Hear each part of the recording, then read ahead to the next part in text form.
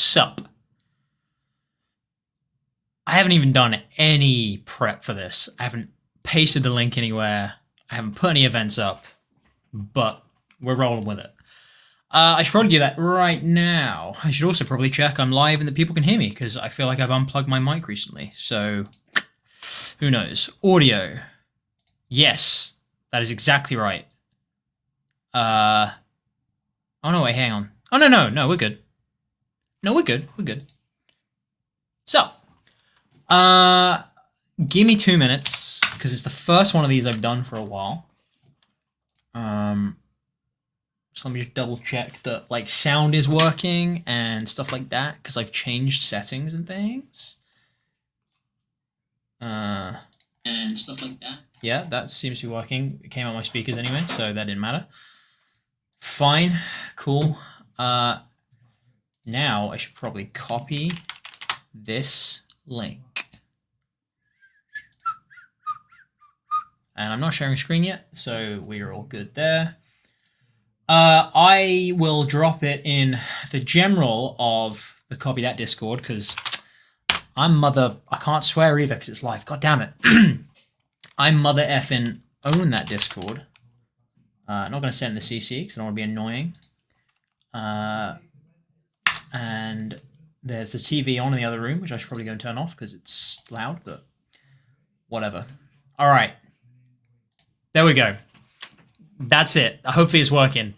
There's people in the chat. That's always a good start. Hey, Glaz. Hey, Kevin. Bad boy of copywriting. Yeah, that's true.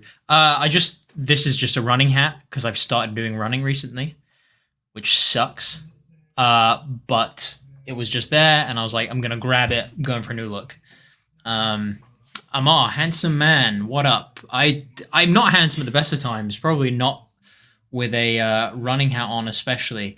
Hey G-Man, hey Peter, how's it going? Rock on. I hope everyone's doing well. There's 10 people in here already? Fair enough, guys. So we're doing a Whetstone Wednesday today. Sean is absolutely blasted with work. I think all four of us right now are blasted with work. Have we actually filmed something together this year yet? I don't think we have. We have literally just been back to back with our normal jobs.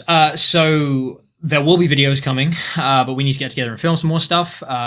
As such, I'm taking this Whetstone Wednesday because it's been a while and I've missed you guys. I'm not sure if anyone else is joining. Lindsey and Rod may or may not be. I don't think they are, but either way, hopefully I will suffice for you guys. We've got 1, 2, 3, 4, 5, 6, 7, 8, 9, 10 pieces of copies review. I am trying to do a hard cutoff of an hour and a half. So I'll try and get through them relatively quickly today. I'll be answering questions in chat as per usual. Okay, we now have like 20 people in chat. Hey everyone. Janelle, how you doing? Simon, he wears a hat inside, should always be at the top of the grind. That's just how it is. My hair just can't keep up now. Like I'm under so much stress that if I take this hat off, I'm bald instantly, and I don't want to do that. Elam, hello, Luke, Aspen. Hey, God, man, everyone's saying hello. Hey guys, I hope you're doing well. This will be the first time that you've seen me, I think, this year in a live stream. I don't think I've done one. It's been a busy start to the year. I hope you guys are having a fantastic time. How is your start of the year? Please tell me in the chat. Is it going well? How's copywriting going? I hope everything is good. I will be dipping back and forth between the chat. So I've worked out I can have the chat over here and I can have the stuff I'm sharing over here. So I can kind of answer questions as we go. I usually wait until the 5-minute mark to share my screen and start doing stuff. So we've got 50 seconds left for that. My car says, yo, Alex, been a while. You look physically the exact same. That's either an insult or a compliment or neutral, but thanks anyway. I only started running like a week ago, so I guess it wouldn't have affected anything yet.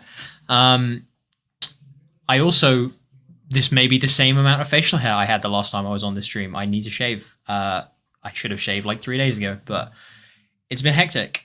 At some point, like, I will recount how the start of my year has been if you guys want me to, but I won't bore us with that now.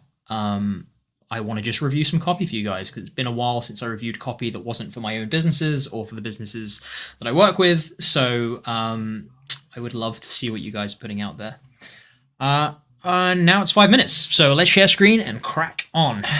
How do I do this? Let's see if I can remember. Oh yeah, also the reason I've got like washing stuff behind me, I should probably say that. I bought like a new table, and I bought like a kitchen mixer, and I bought like a hand steamer thingy because I hate ironing and I needed a way to have like smart stuff that wasn't creased. And like loads of chairs and like new stuff for the sofa, and it's just all in the rest of my flat right now, and I've been too busy to kind of unpack anything. Therefore, I've been using this room as like anything that would usually be in the bathrooms or somewhere else has kind of been in here because there's just storage boxes and stuff everywhere right now. So apologies for the lack of ambience or right ambience anyway. Okay, present, share screen, entire screen, that screen. Is that the right one? I think so. I'm not about to share something I don't want to share, am I? No, that's the one I want to share. Okay, cool. So also, what do you guys think of the look? Should I make this a regular thing? Should this become my thing? Like I am a bad boy? I should probably kind of speak in a slightly more aggressive, intimidating tone, but I don't think I possess that. Unless I'm being American Alex, who I have not deigned to bring back yet. However, I do have... Where were they? They were just here. I do have new sunglasses, which I've never really owned sunglasses before.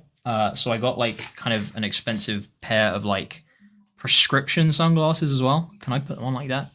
So that look kind of cool. Maybe we'll just do the stream like this. But that they need to go in my hat. I'm going to put my eyes out. Oh my God. Sorry, guys. Is this going to break my new sunglasses? There we go. That's a bit more bad boyish. So yeah. Don't forget to zoom in. Glaz, you got me. I got you. Thank you very much. I won't forget. Roadmen talk all the way. No, I grew up with roadmen. I was a roadman when I was... Well, I wouldn't say I was a roadman as such. I was just a like council estate Watford kid, but yeah, no, I'm not going back to that. Maybe I forgot I should be sharing comments. Maybe a backwards cap and a chain for... I don't own a cap, believe it. Oh, I do have a copywriting hat, which I got from the Fix Fest somewhere in the closet. So I've never said closet before. Ugh, wardrobe. So I should maybe go and get that. But also, I said I'd have a hard cut off of an hour and a half, and I haven't even started reviewing copy yet, so I should probably get on with that. You look like Chad in those sunglasses, bro. Thank you, Reaper One. I appreciate that. Just wait till like this time next year. I'm gonna be jacked as well. You know, like 2024 for me. I'm not really one for New Year's resolutions, but it's gonna be a year of fitness because I've never really focused on fitness, and I feel like I probably should. So I'm gonna get full copywriting mode. I'm gonna get bald. I'm gonna get real glasses. I'm gonna get jacked. I'm gonna get into lifting and saying bro. Hacker copy boy. I look like a hacker. Either that or I kind of just look like I'm tired.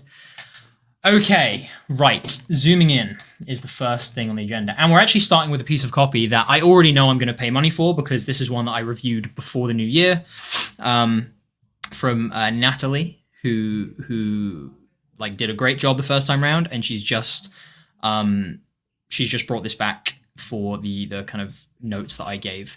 But I want to start with this because I want to show you guys like an example of good copy. Because in these, you know, we review people's copy, and if you're watching it, it's your copy, it's great. And obviously we review copy anyway, so hopefully you're learning stuff. But I wanted to start with a piece of copy that I know is good, so I can tell you why it's good as we go, and we can almost use this as a benchmark against the other stuff we're going to review, which may be just as good, maybe not as good, maybe better.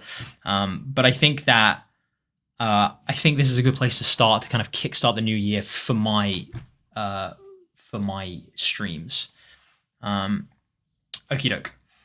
So this is for the masterclass on our website, Never Apply for a Job Again, which was one of my masterclasses about networking and the importance of kind of making connections in the industry you want to pursue.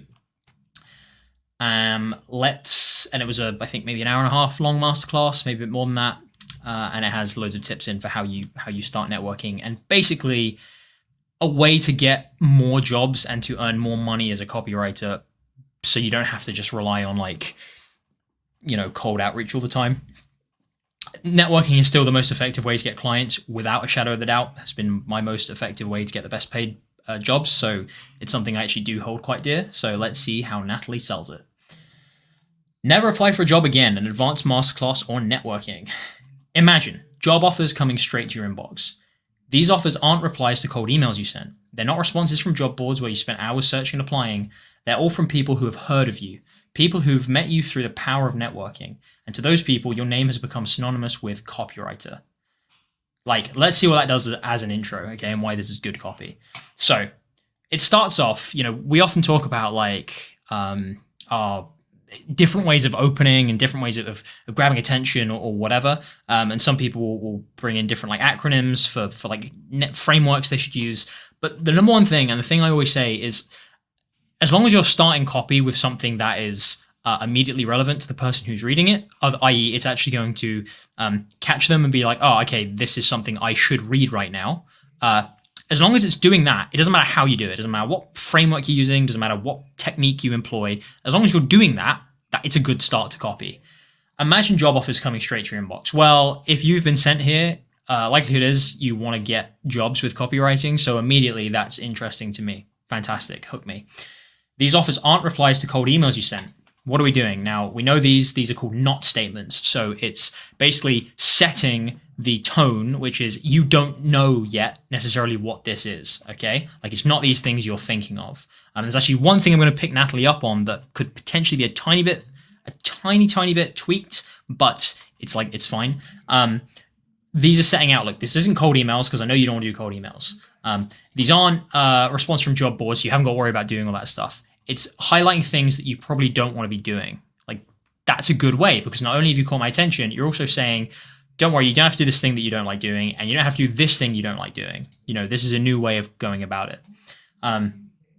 They're all from people who have heard of you, people who've met you through the power of networking. Now, the only thing that I might bring her up on is that I wouldn't necessarily immediately introduce networking.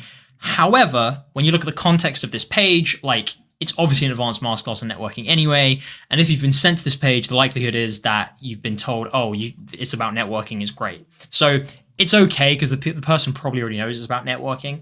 If there was just this copy on its own, what I would be saying is I would tease out the fact that they don't know what this is yet and build the hype for it a bit more before revealing it. Because just saying networking, it kind of loses the illusion of intrigue, and all of a sudden I might be like, oh, well, I know what networking is, I've heard of it. The way that you would counter that is by immediately saying, but this is different to any kind of networking you've heard of, because it still means, oh, well, I have to keep reading to understand what this new thing is. All of this is about, it's something that they haven't tried before. It's a thing that it's not these things that they don't like, so it might be something they really do like. It's something they haven't heard of, so therefore they want to find out what it is. But it's still good copy. Like I say, the context helps because people are probably going to already know it's networking, and the copy around this is simply building this idea that yes, this thing is amazing, and it is a way of getting jobs without doing these things you hate. And to those people, your name has become synonymous with copywriter. I like that line. Just like that line. Networking is the most underrated method of getting clients. If you're not doing it to its full potential, this masterclass is for you. Well, if I'm reading this, first of all, that has summed up exactly the biggest benefit of this, which is this is a great way of getting clients and no one talks about it. So it feels new, it feels like I'm going to learn something, and it's pinning in on that main benefit that I actually want, which is getting clients. And then it calls me out, which is if you're not doing it to its full potential, of course I'm not because I'm reading this, then this masterclass is for you. Great. So I know that this is for me, because it's for anyone who they haven't done networking before. So I feel like I'm going to get a good chunk of work out of this. Something that I would add to this to kind of tie this introduction up a little bit is, instead of just saying that it's the most underrated method of getting clients, I would double down on what is its full potential?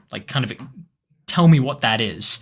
Is it never having to worry about getting a job ever again? Is it the most consistent or reliable method of getting jobs? What makes it better than these two that I know I already hate? That would be my only thing, is maybe just to double down on that. But this is good enough as it is, right? And ultimately, when it comes to copy, we're always looking for good enough.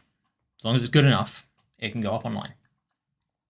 In this 2-hour masterclass, Alex explains how to build a steady, self-sustaining network so that you can stop the constant hunt for clients. He breaks it down into simple, common sense steps that anyone can do, even if you're shy or introverted. Boom. Big point here. In fact, might be a point I would even bring up to the top, since we're mentioning it's networking immediately, because people might be like, oh, I don't think this is for me. But this would be even better if we hadn't have mentioned it was networking yet. Because imagine building all this and then saying, by the way, it's if you're shy or introverted, and calling it something like silent networking, or I don't know, like the introverts network, or introverts networking, or whatever. That then makes it become its own IP, which makes it seem like it's even newer, which makes it even more powerful. So great. But as you say, good enough. Liking this.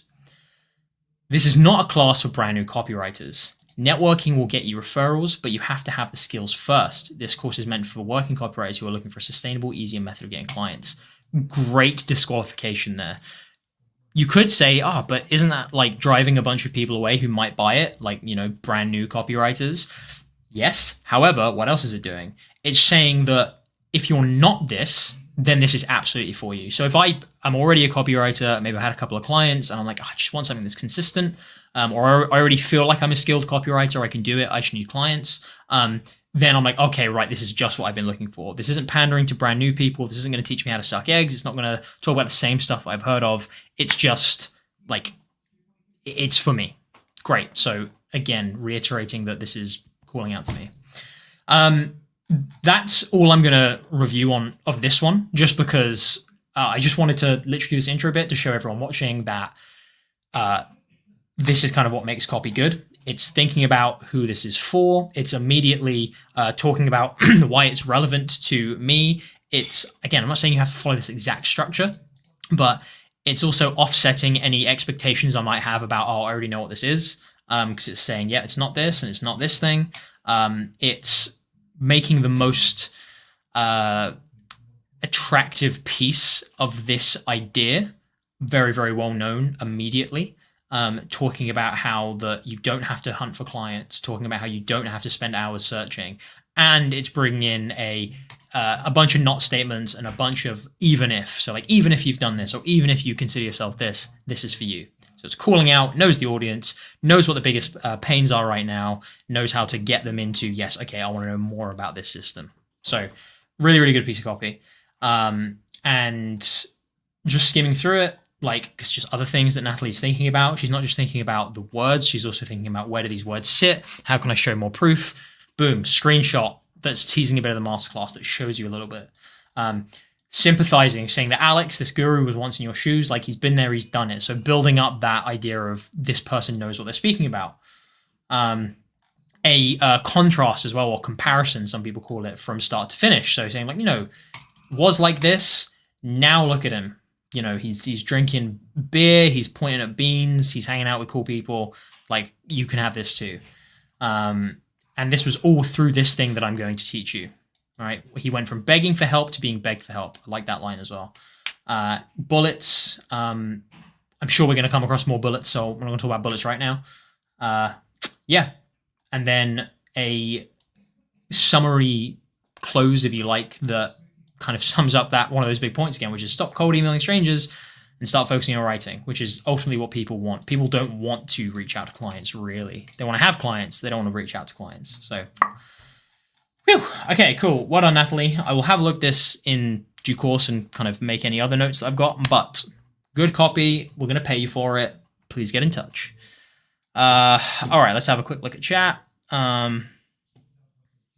What's up, King? So is ecom copy best for freelancing if you're going to be a digital nomad? And also, I've been skimming through your ecom adventures.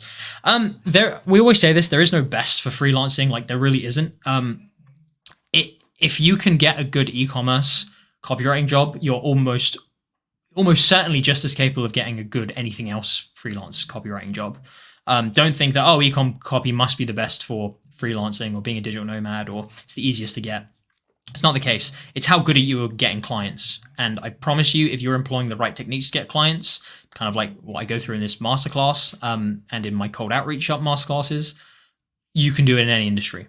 Like, there is no easiest. Believe me, there are thousands and thousands of businesses out there who would hire you and Not all of them are in ecom, not all of them are in info, not all of them are in SaaS, whatever. I happen to find a lot of success in e-commerce, but that's just because I was interested in e-commerce, so I reached out to more of those companies.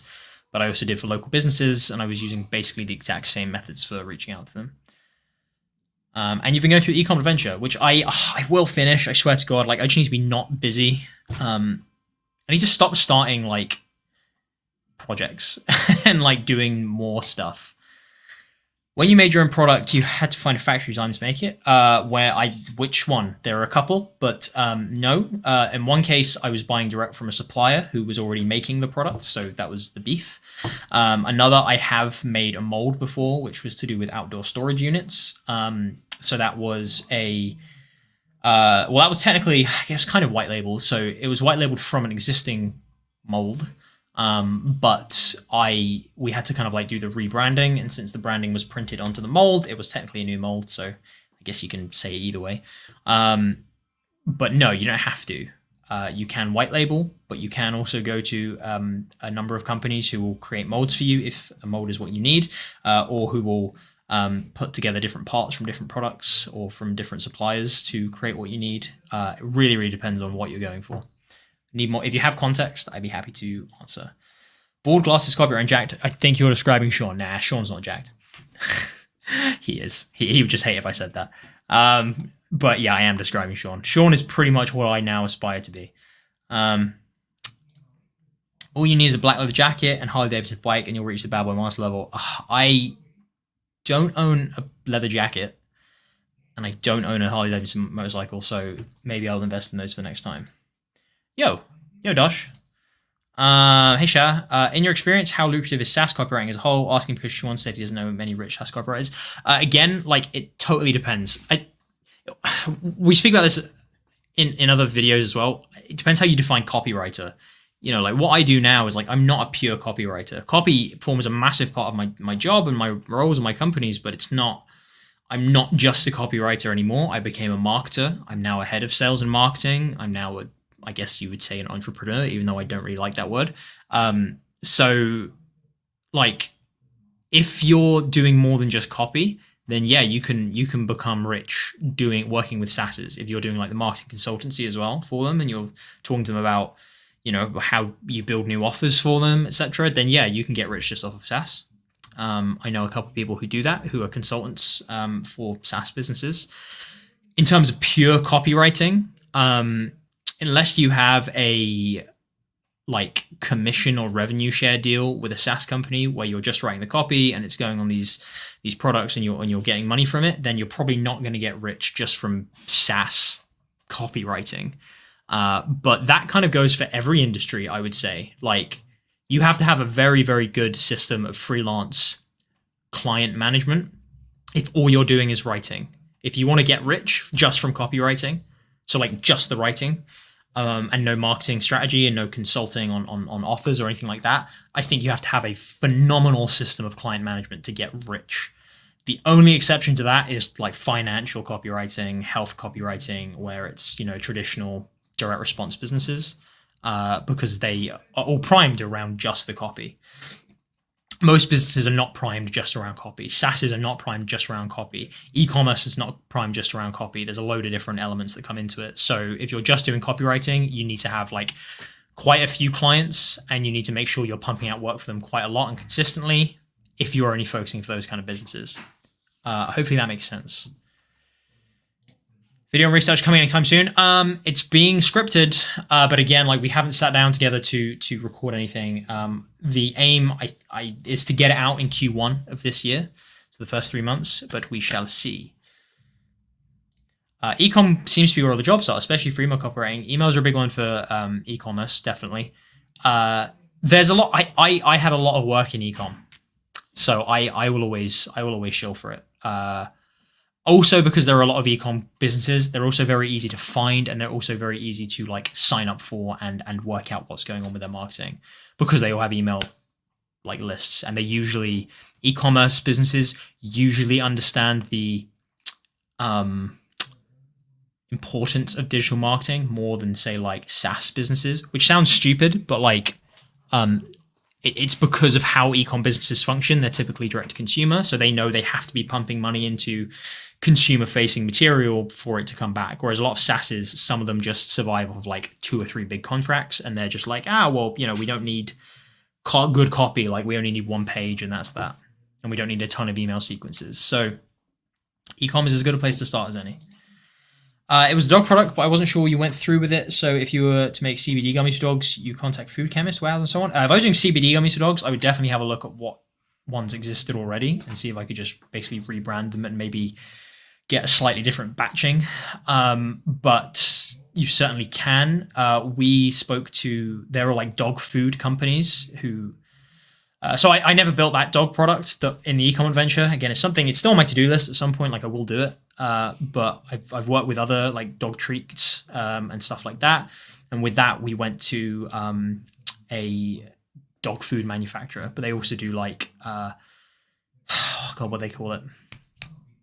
Like gruel. I can't remember. There's a specific term for it. Fodder. Sorry. They did like fodder for like farm animals and stuff like that. And they combine different nutrients and organic materials and ingredients, etc. for animals. And they did it for dogs as well. So yeah. What was your first job? Len says, as a copywriter. I was going to say my first job ever was a fish and chip shop. My first job as a first job as a copywriter.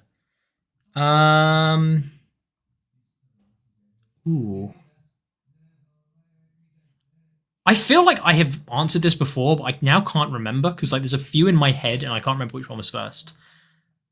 The one I consider my first job as a copywriter was a content writing gig for a peer-to-peer lending company. That was the one where I was like actually being paid a relatively good amount for the articles I was producing, and then I did a bit of email writing for them as well. That was what I would consider my first one. Men selling courses the same as women having only fans. Yes, some are legit. I think that there are plenty of men who have OnlyFans, and there are plenty of women who sell courses for that statement to ring entirely true. But I would say that selling courses has become a no-brainer for anyone who wants to do something online because they're not that hard to make and you can just get money for them. Same as OnlyFans. Like, if people want to pay you for photos of your top off, you go for it. Like, people want to pay you for videos of, your feet trailing through grass, you do that. Like, more power to you. If you're making money from people, that's what the free market's for. Okay, I'm going to go back to reviewing copy now because I've answered a lot of questions. So let's go back to this. Next one. Okay, now I believe this was from John. And this was one that I reviewed again before Christmas, and I think he's come back with notes. And there was so much good stuff to this. I remember, like there were big sections that needed fixing, and like the idea needed changing, but like the pure copy of some of it I think was really good. So I'm looking forward to seeing this. Okay, so this is about this is a course for or a info product at least for writing a good CV for graduates who want a job, basically. Attention students and graduates. That's a call out straight away. I'm a student, I'm a graduate, I know this is for me. Brownie points there. Land a real job without endless rejections and start living a proper adult life. £120 no, special price £30 only, join the masterclass today. Less than a night out. Couple of things I like about this. Number one, good call out.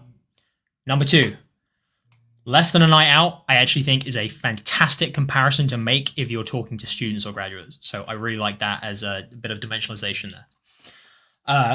I think the headline could use work. Land a real job, start living a proper adult life. Both those things make me feel like you're having a go at me and that you are condescending. You do not want to make people feel like they are being patronized. Let me get rid of that as well. That it just comes across as a bit like rude, for want of a better term. I'm sure there are better pieces of emotion you could appeal to outside of, hey, you're not doing well, like people are going to be disappointed in you. I imagine there's frustration on their part for having not landed a job yet or feeling like the application process is really difficult. So if you instead honed in on that, I think it would be far more effective because you then feel sympathetic and people go like, yes, this person understands that the job application system is broken or whatever, right? I'm not a student or a graduate myself. I never have been, so I don't know if this is what they're thinking, but my assumption would be that they probably feel dicked over, that they've just done this massive like degree or whatever, and now they can't find a job and they want something to blame for that. So my angle for this whole piece would be like blaming the like stupid application like processes and just being like, does it feel like you always get rejected? You know, you're tapping into like endless rejections, which is going to be how they feel if they're looking for a masterclass on how to write a good CV. So that's good. But land a real job without endless rejections. Like if you actually, let's just analyze this sentence as well. Land a real job without endless rejections. The two halves of this sentence are kind of saying the same thing. Land a real job. So in that, if I want to land a real job, means I'm not currently landing a job because I haven't had a bunch of rejections. Then you're saying without endless rejections. Like, well, that's also implying that I'm trying to land a job. So this half of the sentence and this half of the sentence are kind of saying the same thing. So it's not really that effective. Land a real job without endless rejections is kind of, there's no point in saying that. If it was say land a real job without sending a CV, that then makes sense because it's like saying, hey, you can have this thing, but without doing this annoying thing. This is saying you can have this thing like that you want. It's not really giving a kind of contrast against it, if you see what I mean. But regardless of that, the idea here, I think, should be more centered around, you know, are you sick of endless application or CV rejections or interview rejections or whatever? That's because X, that's because the system is broken, or like the app, you're not like your CV is the same as everyone else's, or it's because you're listening to the same advice as other people or whatever. Like blame something for it. Like here is like the like foolproof or whatever method for writing the perfect CV, no matter whatever. That's just one quick headline complex that I've come up with without knowing anything about the product. Point being is that I think you should be blaming something that they're frustrated with instead of having a go at them. And you should be diving into the fact that there's a reason that they haven't been getting things so far, and there's a way that they could be. Like point towards those things. If you do that, then if I'm really not getting jobs and you've kind of said, hey, like there's a reason for this and I'm going to tell you the answer, then throwing in the price immediately and saying it's less than a night out just to learn this, if you potentially to land a job you really want, I go, okay, I want to see what this is. Or I'm at least going to scroll down the page and have a look what's going on. You know, the next thing, and I remember I told you this when I reviewed this the first time, the first thing that I would say is bring me evidence, bring me proof. And I remember you have proof here. I remember there is something else as well. Yep. Here, like how you've done all this stuff. You're writing this like and I said this at the time, you're writing this kind of like and I can already tell just from scrolling through that you've like changed bits of it, but you're still writing this like a sales letter, like you're kind of introducing a guru and stuff. You don't need to do this. Like it's a cheap product, and it's a really, really direct problem. You're not trying to sell someone who's unaware on like a stock they've never heard of. You are saying, hey, you're in this problem, like the system's against you, something sucks, I have the solution, here, buy this thing. This can be shorter than a sales letter. And that can be a ton of proof immediately, and then it can be a bunch of bullets about the secrets in it and why it's worked and how it's worked for other people. I'm going to bring one comment up because I can just see this. Someone said it's showing the price up front. Okay. Always depends on what it is. For example, if you can, and this is a kind of a good way of thinking about it, if you can like express the nature and the benefits of whatever it is you're selling kind of in the first paragraph or in the hero section in a way that is immediately understandable, like, okay, well, this is why I'd want it. But yeah, why not show the price immediately? Because I either want this or I don't. I just want to then be convinced that this thing is what I want. The reason you would never, or I don't think you would ever show the price in a like sales letter, for example, in a promo, is because it's not just going like, if they were just trying to sell on that main benefit, it would be, hey, get rich learn my secret method for £50. But we know they don't do that. Instead, they do a number of kind of movements, if you like, on someone's thought process around this, whatever it is. So whether it's around like a system, something they've seen in the news, something they've noticed, it's a whole narrative that's built around this idea of, hey, I'm going to get you to this place where you then come to this conclusion that like you can invest and get rich, but only by understanding this complex thing that I've noticed and that is new and that no one else knows about. This is just one simple product to solve one very simple problem. I can't get a job. I hate the application process. You can't get a job because your CV is crap. Here's a good one. So yeah, showing the price for this, absolutely fine. Okay. So let's see what you do. You throw a few, I'm not really sure what these are. This is really confusing what this is, because I can't tell if this is stuff in the masterclass or if this is like, I need to take this off, man. Like I can't do that anymore. Oh, I've been shouting so loud. You know what? We're going to go with a hair like that. Whatever. Why I'm confused on this is, like, is this in the product, or are you showing this stuff as examples of not what to do? It's slightly confusing. So I would say that you need to kind of clarify what it is you're trying to do immediately from here. What is this doing? I don't actually understand. I'm going to assume it's within the masterclass. And if that's the case, there's no context around this. Like, I don't know what I'm looking at or why I'm like, is this stuff good? I don't know. So I would just scrap this section, maybe move it down to when you start like looking at the insides of the product and you're like intriguing them around what they're going to learn. But I would not have it here. The job application masterclass for students and graduates. If you want to stop the job worries and let your academic hard work pay off, then here's the opportunity. It's easy to follow masterclass step-by-step reveal of a proven job application strategy plus tactics. It's nothing like what you've tried or come across on YouTube blogs or even heard from a career advisor. Like, okay, cool. Like, that's good to say, but then you need to kind of show and prove to me, like, well, why is it not? And why do you know it?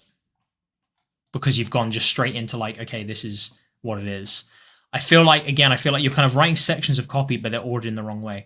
I still absolutely think, and I believe this is what I suggested before the new year, is have the idea change to what I just described a moment ago, and then immediately show some proof of it working and why you know this thing, right? Give an idea to people of like, well, I understand this, and I think you say it's because you've had a bunch of jobs or you've graduated and then went to work for this bank or something. Say that immediately, because so far this is just a promise. You've not given me any proof. You're just saying, oh, this is better than all the other methods. Well, either tell me that it's worked for a bunch of people, or tell me like why you specifically know it's better than all the other methods, or reveal some of it to me and like so I can logically put together, oh, I've never heard of that before. That's why it works. And that's the problem I have with this product page. This feels like you've just kind of written this here because it's like, oh, well, I'll write something here. Because it's kind of just repeating the hero section without having given any more information or persuasion. I remember like these sections like are decent. The bigger picture of today's job market that you've been blind to, not knowing this could be what's undermining your efforts. Like, great. That's intriguing as a bullet, and I want to know what this thing is, but you've not yet told me, again, like what the main crux of this product is and why the system is different. There needs to be something more substantial there before you then break the product down and why it works. Show me some proof. Tell me what the main concept of the method is. And why no one else has heard of it or no one else is teaching it. I still think that a great way of positioning this is that it's because 99% of applicants are following the same advice for the CV, for their CV. But you know, what do you look at first? And then you show a bunch of normal CVs, and then you show like one that you've done, for example, as an example, like. As long as you're pinning the idea of failure on one thing that people commonly do, then you have an idea of like, oh, okay, well, how can I get around that? So again, I'm not going to bother going through all of these lines because there's not much use here. Like I can see that some of these are decent bullets for sure. And you're breaking it down into videos.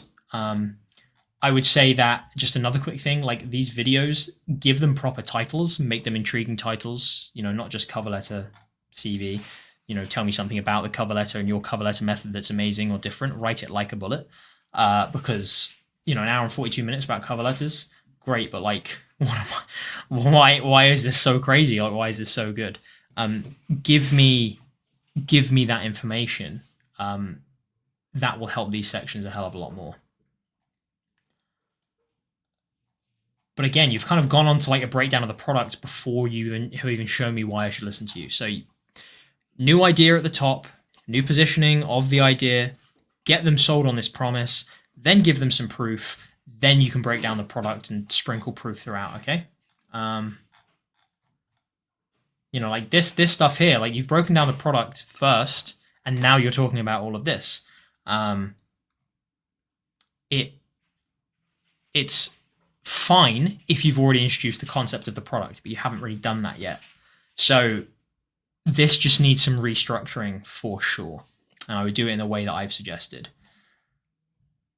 Who am I and why should you listen to me? I've worked with this, I've worked with these, and here I am speaking at a big bank. Great, this is the kind of stuff like I've been involved in application processes in all of these places. I know exactly what the right approach should be. Or I know what 99% of people do this wrong. I know what the 1% of people should be doing.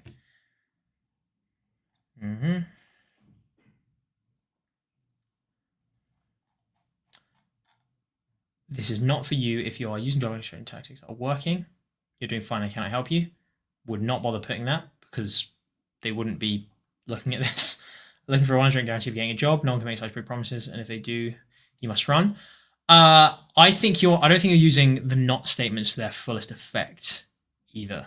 What I mean by that is this one is irrelevant. This is good to say because it shows that you're probably more trustworthy. However, it's also kind of making it seem like, oh, you might not get a job like this if you're saying like, this is not for you if you definitely want to get a job. So maybe err on the side of caution with that. I'm willing to put in the effort required to apply for a good job. I'm not offering you a magic pill. Like that is exactly how I would write that bit there. Like this is in a way which is saying, look, I'm not promising anything massive, but I'm expecting you to do something. Okay, like great, you only need to put that. This is not for you if you're unwilling to put in the effort. It's not for you if I don't know, like you've never sent a CV before in your life, for example. This is not for you if something else. If you're going to include a not statement section, make sure that it's hedging them against things that they genuinely like wouldn't do. Here's a summary of what you're getting.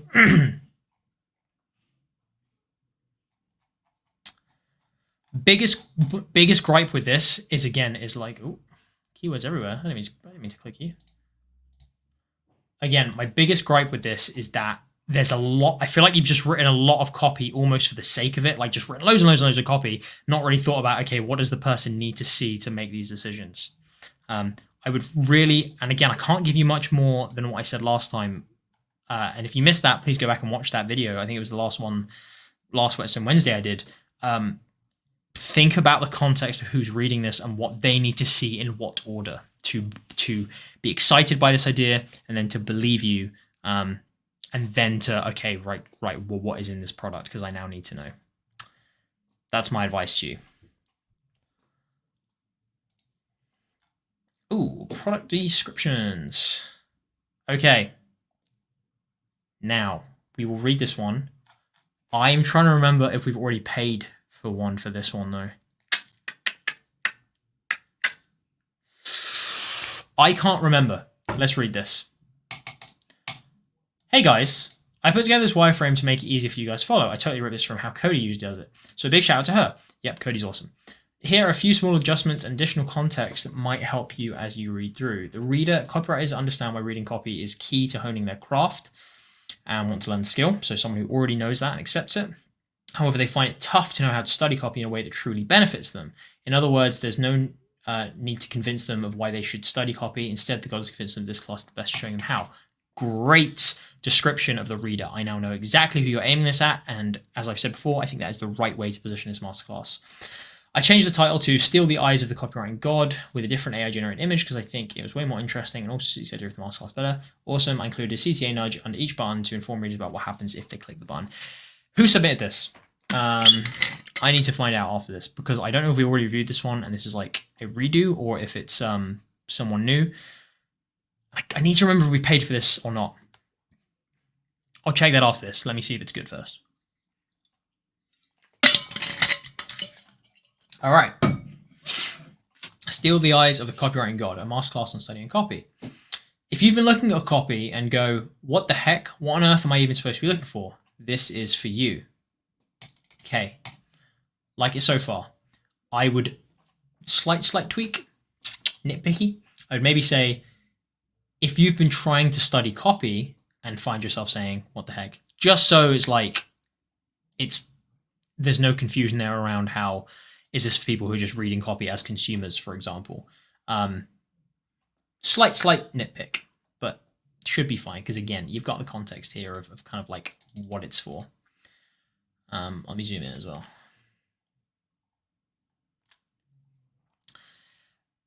By discovering Rod's one-of-a-kind 3-step LSC process in this masterclass, you will, that's gone straight into it, no longer feel confused or unsure about making sense of copy ever again. Start spotting the hidden language and pattern behind any piece of copy, not just what the words literally say. Start having a clear understanding of the copy process, the reasons behind its effectiveness, and the emotions it triggers. Okay.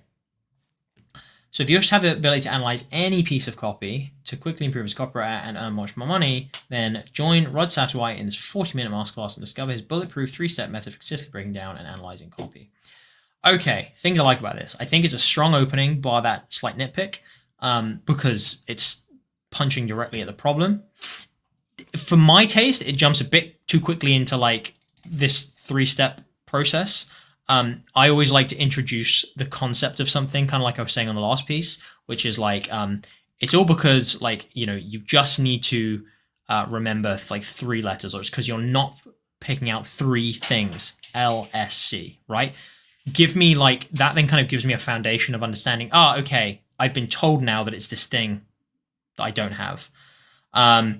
You're kind of jumping straight and saying like, hey, by discovering this process, it's going to do great. I like to set up the process a bit more. I'm just saying it's all because like you've never heard of LSC or you're probably not looking for LSC in copy. Hopefully that makes sense. I've explained that concisely enough. But I think there just needs to be a slight kind of separation for, right, we're going into the next part of the copy now, which is about, now it's about this process. So then you could go, and luckily for you, Rod has put together an exact LSC method for identifying the things that you're not currently seeing when you're studying copy. Or, you know, it's going to do these things for you. No longer feel confused or unsure about making sense of copy ever again. Great. Definitely something I want. Start spotting the hidden language and pattern behind any piece of copy, not just what the words literally say. I think we could maybe slightly reword that, but I like where you're going with there. Start having a clear understanding of the copy process, the reasons behind its effectiveness, and the emotions it triggers. Yep. I would say that, again, 2 and 3, I think, can be more slightly shorter, more concise around exactly what they're saying.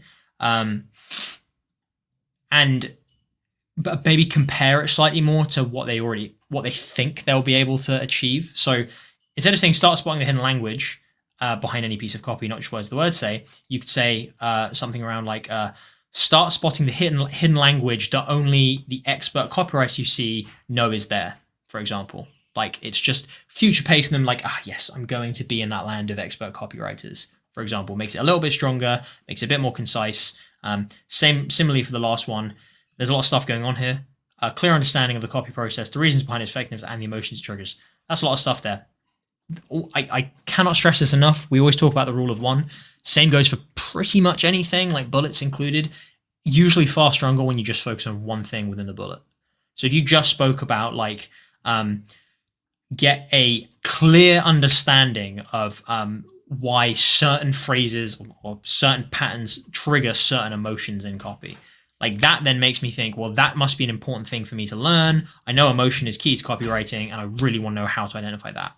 Instead, you're kind of mashing quite a few things in there. So if you wish to have the ability to analyze any piece of copy, I do. To quickly improve as a copywriter, I do. And to earn more money, yes, I think what I'm gonna do is I'm gonna ban anyone from talking about making more money in masterclasses where making more money isn't like the key benefit. Only because even though this might be true, I think it dilutes the message. I think that you don't need at this stage, as you've said yourself, you don't need to talk about earning more money. I kind of think it makes it slightly weaker to talk about more money. I think you should just say, like, if you want to analyze any piece of copy and you want to improve as a copywriter, and I would even say, and if you want to explain, or, you know, if you had to add another thing, and if you want to explain a piece of copy to anyone else, or you don't want to look confused when watching a like live stream with Sean or something like that, that keeps within the frame that you've been speaking about. It doesn't have to bring in money or this random thing, right? So I think there's a lot of good stuff there. I think my notes should improve that though. So I want to see this come up again. I want you to edit this. My dude or dudette or other. Purchase. This will direct you straight to an order form where you need to fill in your email and payment information. Now, I like sub CTAs as much as the next guy. I really do. They improve conversions, first of all. Like, that's a fact. I've seen that. However, and I've never tested this, and I don't have evidence for it, but I have a gut experienced feeling that saying where you need to fill in your email and payment information will have a slightly adverse effect. It's fine saying like this will take you to our order form. I think that's fine. Or saying like, oh, this takes you order form where you can decide to purchase the product or something like that. Fine. Immediately mentioning like personal email and payment information makes me a bit jittery because no one really wants to spend money. And it's like, oh, enter my payment information. I don't know. That's total conjecture for me. Okay. I just feel like you don't need to say that. I think you can basically just leave it. It's like, oh, go straight to your order form where you can decide, you know, if you want to purchase or whatever. Tune in to watch a high-level copyright break down copy in real time. I like it. I love a blurred image. Successful Nike, not Nike, guys. Don't say Nike because Americans will laugh at you. Successful Nike copywriter reveals his personal LSC approach, allowing you to easily decipher the secrets behind any successful copy on command. Successful Nike copywriter reveals his personal LSC approach. I think that, yes, that's fine.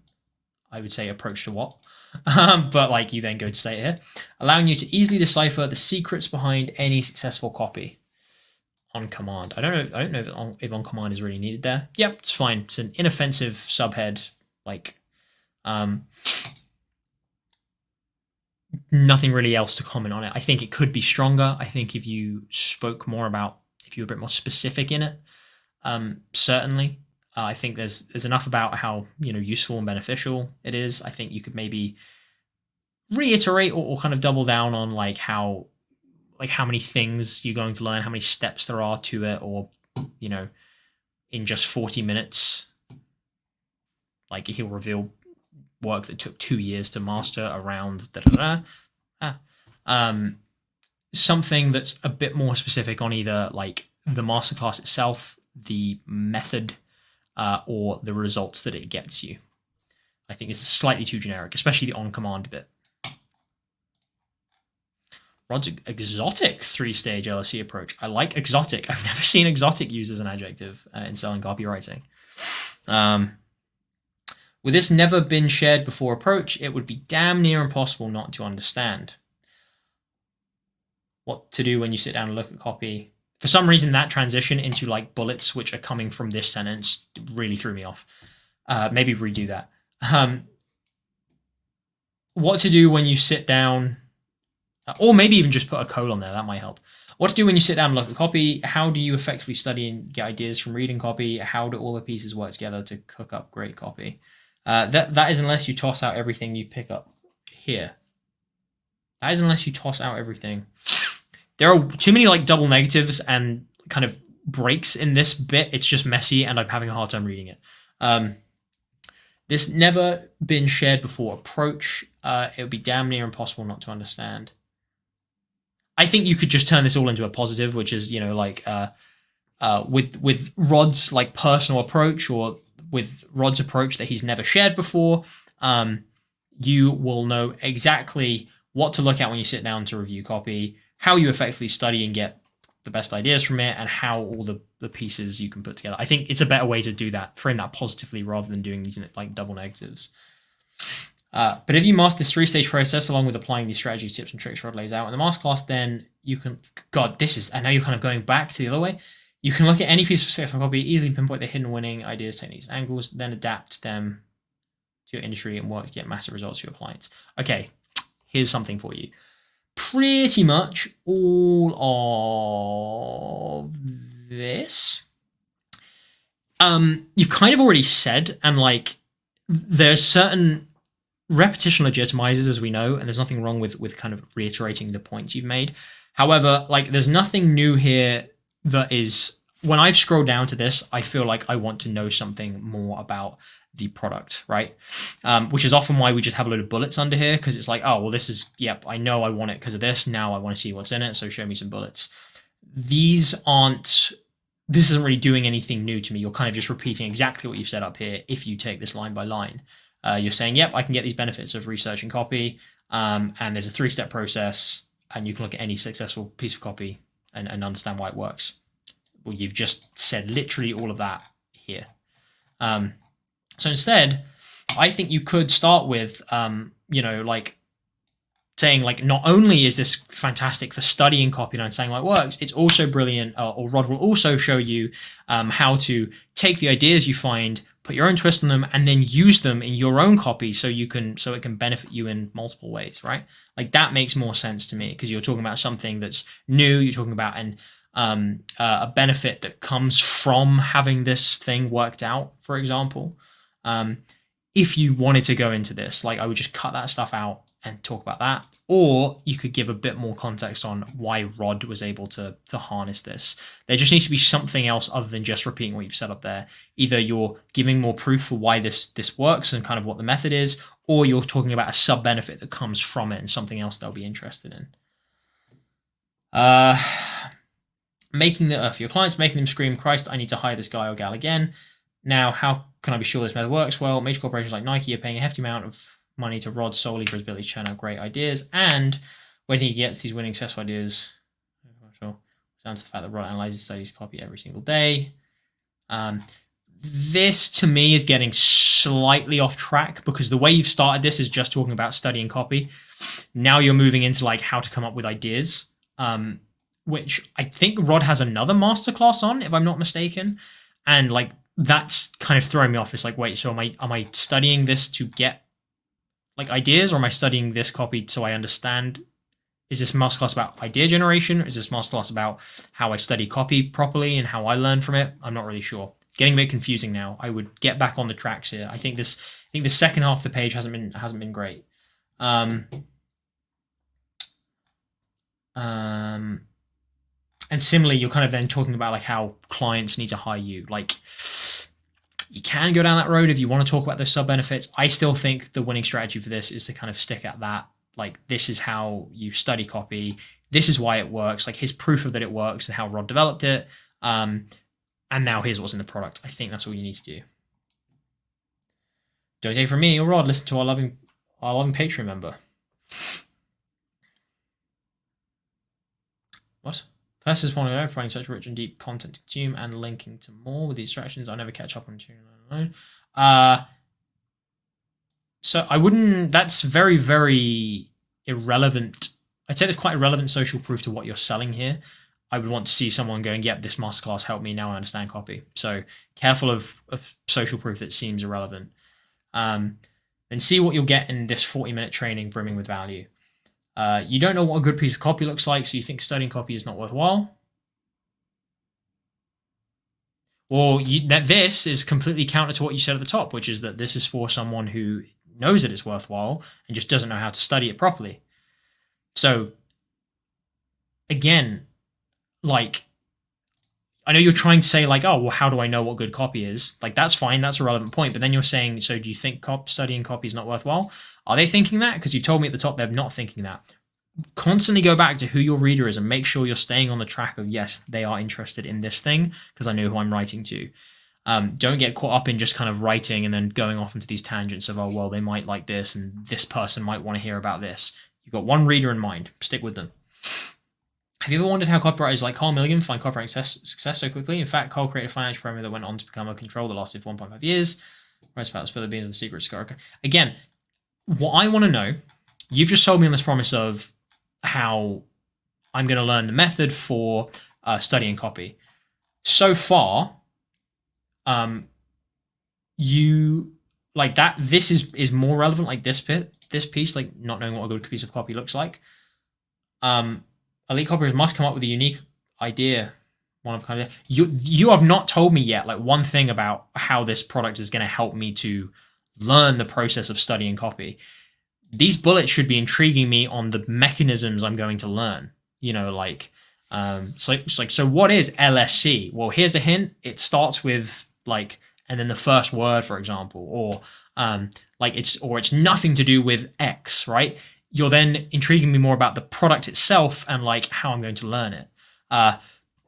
This stuff is kind of like you're just picking out random bits that copywriters might want to know about succeeding quickly or about coming up with the best ideas, and then you're trying to write a bullet around it. So I'm not even saying that the structure of these bullets is bad, because you've obviously followed, the structure of some popular bullets, like the right-wrong bullet, but the context of them and what they're trying to get across, I don't think works here. Now, again, you're talking about like kind of using copy in other copy and like copy making a load of money. That's not what I want to know right now. I just want to know, how do I study copy? Tell me stuff. Secret BFN revealed. Studying this type of copy will guarantee to fast-track newbie copywriters' copywriting journey from rookie to rockstar. Again, like, this kind of starts okay. Like, you're clearly writing good bullets in a good sense, in that you know how to write a bullet. The secret of BFN revealed. And then you go on to talk about the benefit of it. But the actual benefit is not really related to the thing you've been promising up here. Like, you're talking about fast-tracking me from rookie to rockstar. Well, I just want to know how to study copy. I know the benefits of studying copy because you've already told me about it. It's fine to maybe throw 1 or 2 bullets in that like remind them of, oh yeah, this is why it's so great. Or like, just a reminder, studying copy is the da-da-da, and it's the only thing that helped da-da-da get to like this stage in their career. It's fine to throw 1 or 2 of them in if you really want to, but so far, none of these bullets have actually gone into like the product or how it's going to help me learn the copy, which is the reason I'm here. Again, advancing in my copywriting career. Don't care. Just want to know how to study copy right now. Like, this might be an advanced benefit, like a deeper benefit that you might want to mention, but so far you've not told me anything about that that surface, the high-level benefit that I know that I want. Ooh, I like these. Uncover the one foundational question that underpins copywriting marketing as a whole. It's like the holy grail of copywriting marketing. If you can't identify this one single thing in your copy or any piece of copy, don't even bother becoming a copywriter yourself. Again, like the way this is phrased makes me think I'm not actually learning how to study or what I'm looking for. If this then said, like, uncover the one foundational question that all good pieces of copy must answer. If you know what this is, then you can identify whether or not copy works in an instant. That makes sense. That's talking about studying the thing I've come here for, but it's not doing that right now. And the best part, you're just a click away from the treasure trove of wisdom. Look, you and I both know that if we want to write copy that sells like crazy over and over, everything starts reading brilliant copy every single day. But reading fantastic copy without the power to dissect it is like having a full vault of treasure and not a single clue how to crack it open. That's how Rod is defined. Look, this stuff is more on track now. This is fine as a close because you're kind of going back to like, oh, well, you already know this, but you've got to have the right tool, and this is the right tool. Good, you're kind of closing it in the right way. But this stuff kind of in the middle and the bullets, I think, is really veering off course. You'll never feel confused or uncertain whether you whenever you lay eyes on copy ever again. What are you waiting for? Hit the button below and snag this. Great. Opening and close, I think, work. I think the middle really needs to be worked on. And of course, there were bits at the beginning that I mentioned to have a look at as well. So there you go. Go and have a look at those things. All right. Facebook ad. I should probably have a look at the chat again quickly. Oh, where are we? How did you get that first gig? Yeah, that was on Fiverr. The one I spoke about was on Fiverr, certainly. The peer-to-peer lending one was a Fiverr gig. My first copywriting gig that wasn't from like Fiverr or Rev was that would have been a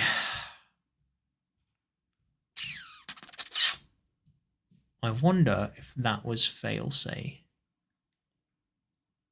I think it may have been a local pet store. May have been the first one where I wasn't like doing an online thing. Can't remember. This isn't interesting to anyone right now. So let me stop thinking about my memories. In general, what does it mean to have a main claim and a main promise for your offer? Oh God, I hate semantics. Okay, so this kind of depends on the context, I suppose, of where you've read this and who's talking about the claim versus the promise. A claim is just something that you are purporting to be true. For example, I don't know, let's say every man in America is becoming more feminine. Like, that is a claim. I've seen that I saw that in a promo a couple of weeks ago. Like, there's a claim there's a kind of claim. Now, it's not a main claim necessarily if you're talking about the offer's main claim. So this is why I'm bringing this up, because semantically, like, that is a claim, but it might not be what everyone calls like a main claim. So a main claim of an offer may be something like this protein powder will get you stronger, right? Or will build your mass up, right? That's a claim. I now have to back that up with proof, saying, oh, well, it did it for this person, it did it for this person, here's the science behind it, whatever. A promise is, I guess in my mind, would be slightly more direct than that. Like, it's kind of guaranteeing someone that it will happen. So you're kind of saying to you that, like, if you do X, then this will be the result. But this is why I hate semantics, because, like, I don't even know if those two things are different. So I need context for where you've heard this before. Like, is this part of someone said, oh, you need to have a claim, you need to have a promise, you need to have an offer, you need to have a da-da-da. Because so often it's like they're basically the same thing, or like you don't actually need all these things, or you're just following another framework that is, BS and like it's just someone's preferred way, or is someone's preferred way of doing it. So I can't comfortably answer what the difference is between a main claim and a main promise. If you give me the context for why you're asking that, I might be able to help a bit more. Selling courses to sell courses. Yep, definitely a lot of those. That, in fact, was one of the first reasons I got into copywriting, was because I was nearly sold on a course that was going to teach me how to get courses. And I was really interested at the time. I was like, God, this whole thing was like, it was like 4 videos and there was a whole page that I read, and it was really interesting. And like, I was like 17 at the time, so it was kind of interesting to me. I was like, oh, I want to earn money for my family and stuff. That got me interested in, God, well, how did they do that to me? And then I learned like advertising and funnels and copy and stuff. But yeah, it's a real thing. We spoke about that.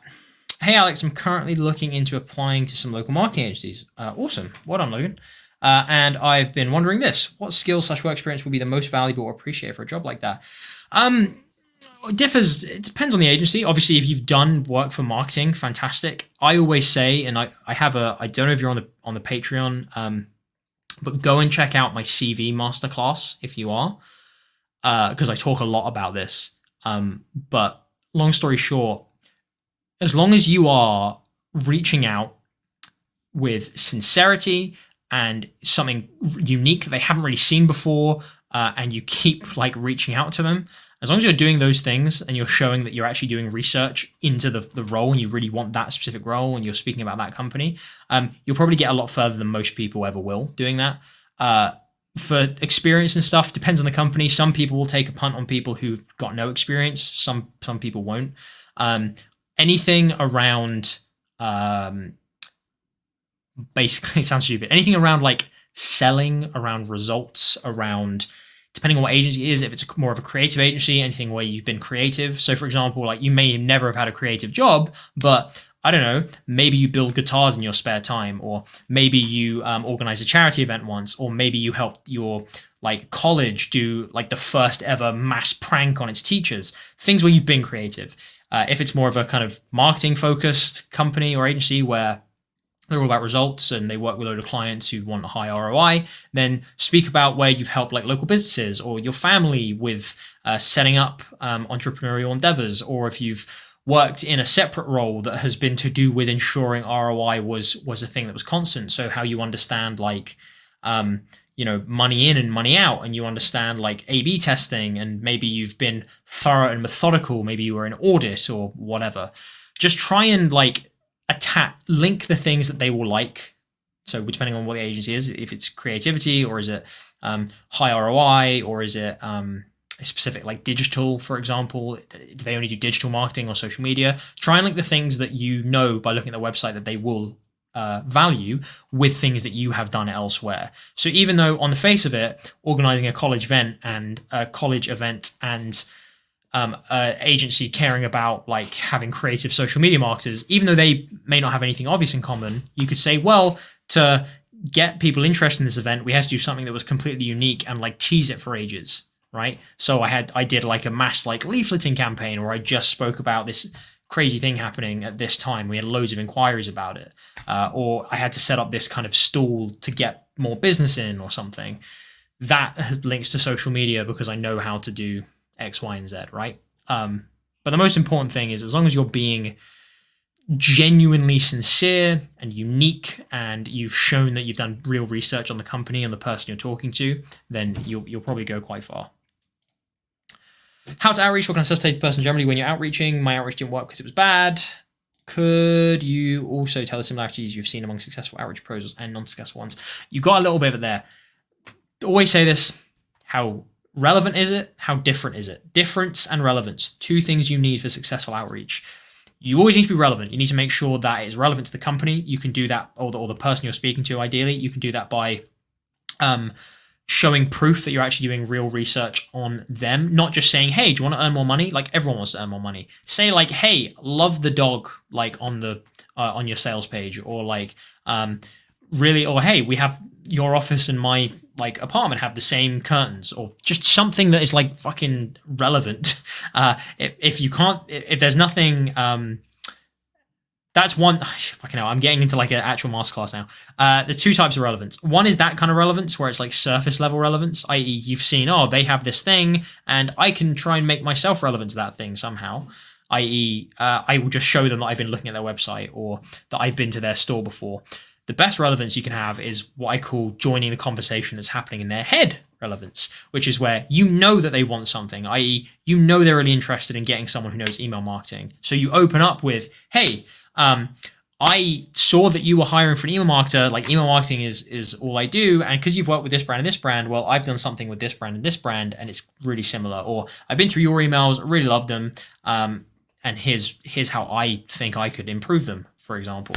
Like, either be relevant to the thing you know they care about, or just be relevant to the company generally. Like, show that you've done the research on what their wants are, and show you've done the research on them, like, generally speaking. That relevance is key. And then difference. How different are you? How unique are you? How different or new is your approach to what they're used to seeing? That's always a big one. Those are the main things that I see in successful outreaches that do well. It's always the ones who do something that no one has seen before. I get dozens of emails a week, maybe even not hundreds of emails a week, probably. I get dozens of emails a week from people who are pitching in some way, whether it's for sales or jobs or copywriting, like being a copywriting assistant or something like that, or a junior, and they're almost all the same. It's like, hey, quick question, or want to up revenue, or like please look at my CV or something. And it's stuff I've seen 100 times before.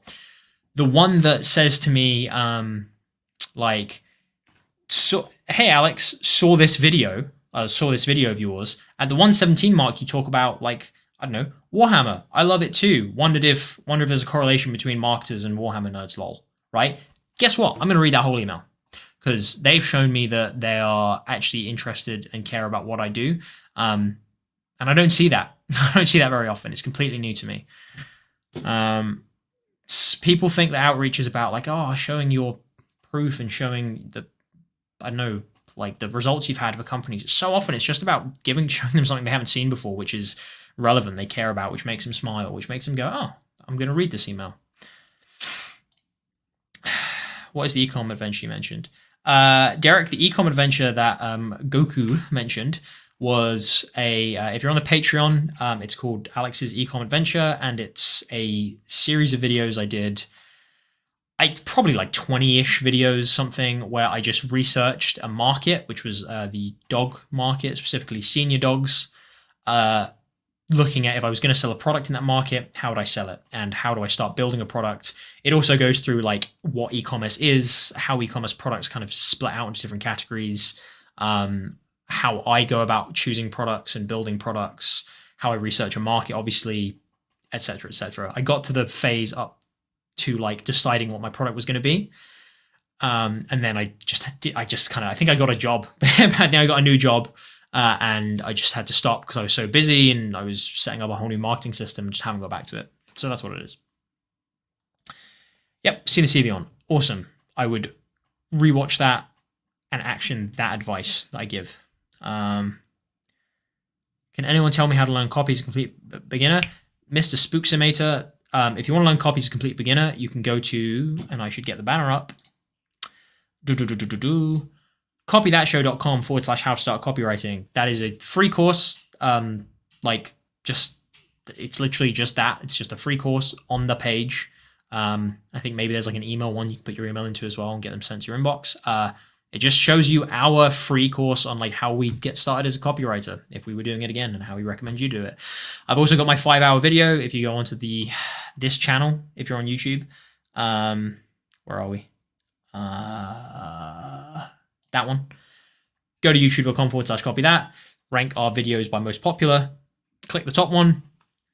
That is a 5-hour video all about like how to learn copywriting itself, not how to get clients and stuff, just about good copy and how to learn to write good copy. Which, you know, like I like it. But there's loads of videos we've done. There's a 101 series on the channel as well, like Copywriting 101, how to start as a beginner. Go and watch any of those. We've done a load of free content on it. They'll give you better answers than I can right this second. How do I get rid of that banner? There we go. I appreciate the help. Appreciate you asking, Logan. 1, 2, 3, 4, 5, 6, 7, 7. What? I thought I'd done like 6. Okay, goddamn. I can't be on for like a ton of time tonight. I can maybe go to like 9 or 8:45. Let's speed through these. Let me just give pure, like, to the veins, adrenaline copy reviews. Product, new AI chatbot that acts as an automated appointment setter for solar companies. Interesting. The strength of this AI is that it's used on inactive leads, so there's zero risk for solar businesses. Inactive leads, so there is zero risk for solar businesses. Do you mean, like, why is there no risk? I don't understand. So do you mean this? I'm going to read it and see if I understand more. Facebook ad. It's a Facebook ad. 1 minute ad. Is this a script? There's a lot more stuff here. I'm just going to do the ad bit because that's what it says. I'm guessing this is a video script for a Facebook ad. Solar business, and by solar, does it mean solar panels? I'm assuming. I know someone who's working in that at the moment, and it's making a shit ton of money because it's a big business apparently, which is crazy to me. But in America, it's massive right now. Solar business owners, are you looking for more sales? In the next minute, I'm going to show you exactly how you can use your inactive leads to boost your profits without any sales team or ad spend. Okay. Nice start. Immediately, if I'm a solar business owner, I don't know if they identify as solar business owners. I'm just going to assume that they do. Are you looking for more sales? Like, I know that's very on the nose, but like, hey, that's a decent hook. If I'm a solo business owner and I'm looking for more sales, I'm at least going to be like, yes, I am, because this is hitting at my pain point right now. In the next minute, I'm going to show you exactly how you can use your inactive leads to boost your profits. Okay, in the next minute, I'm going to show you exactly how. Good start. Right. You've set a timer frame. I can spare a minute. I want to see what this is because it's directed at me as a solo business owner. How you can use your inactive leads. Would I, as a solo business owner, know what inactive leads are? Probably not. That's quite a weird term to use. What does that mean? Does that mean people who are on my email list but aren't active, or I'm a bit confused what that means? So slight confusion there. To boost your profits without any sales team or ad spend. As long as you clarify this is not a bad opening for a script, right? As long as you clarify what this means and make it a bit more relevant to me as a solo business owner, so I understand. Because I understand you've tried everything. You've hired setters, but they're not converting. Don't know what that is. I'm guessing that's like the first stage of a SDR or something.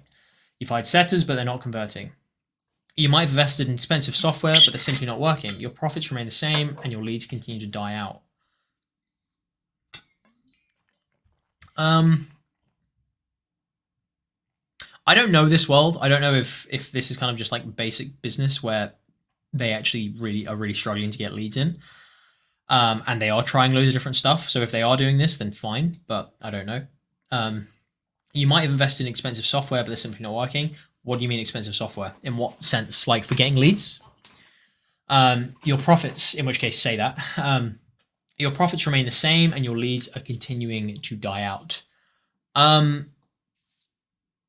This is just a nitpick again, but like profits, I don't know if I'd be talking about profits here. I would probably be talking about sales, just because like profits don't necessarily have anything to do with how many sales you can get in.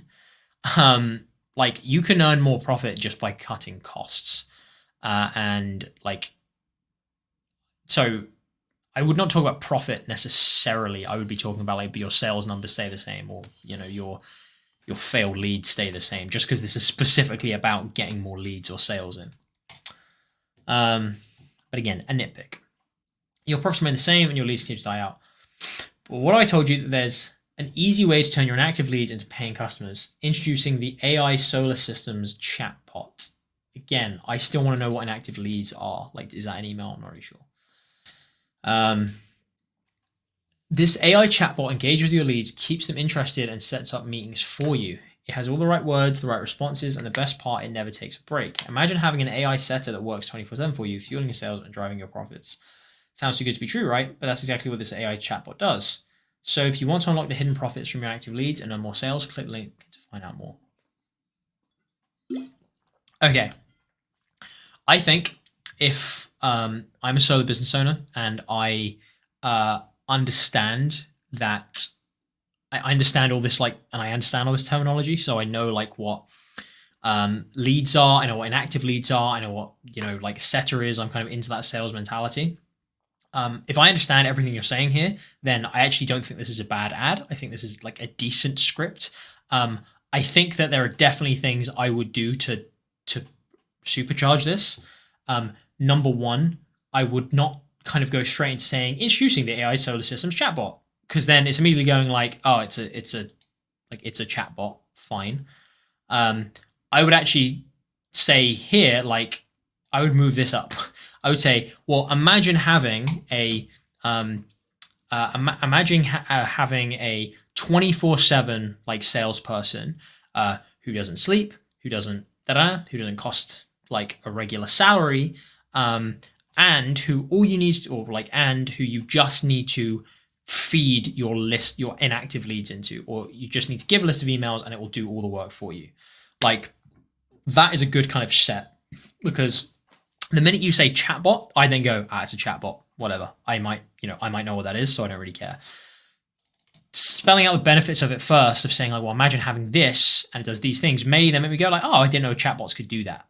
So slight restructuring. And also I would just be far more on the nose about the fact that you don't need to do anything. The big benefit of this, you've got, it's 24/7 working for you.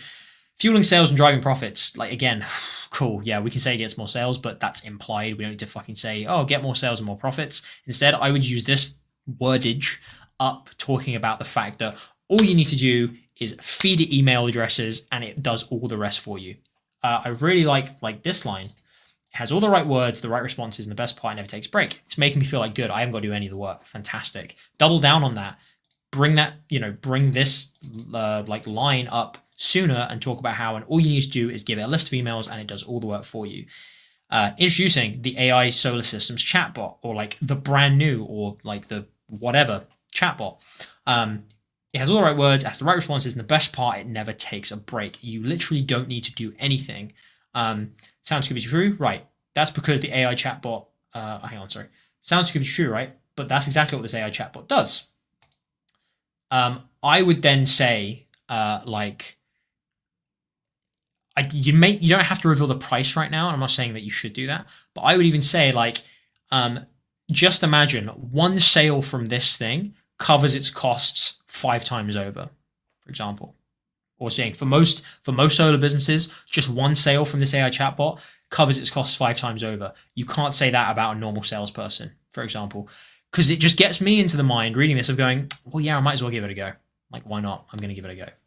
But you know what? Like, decent, I would say.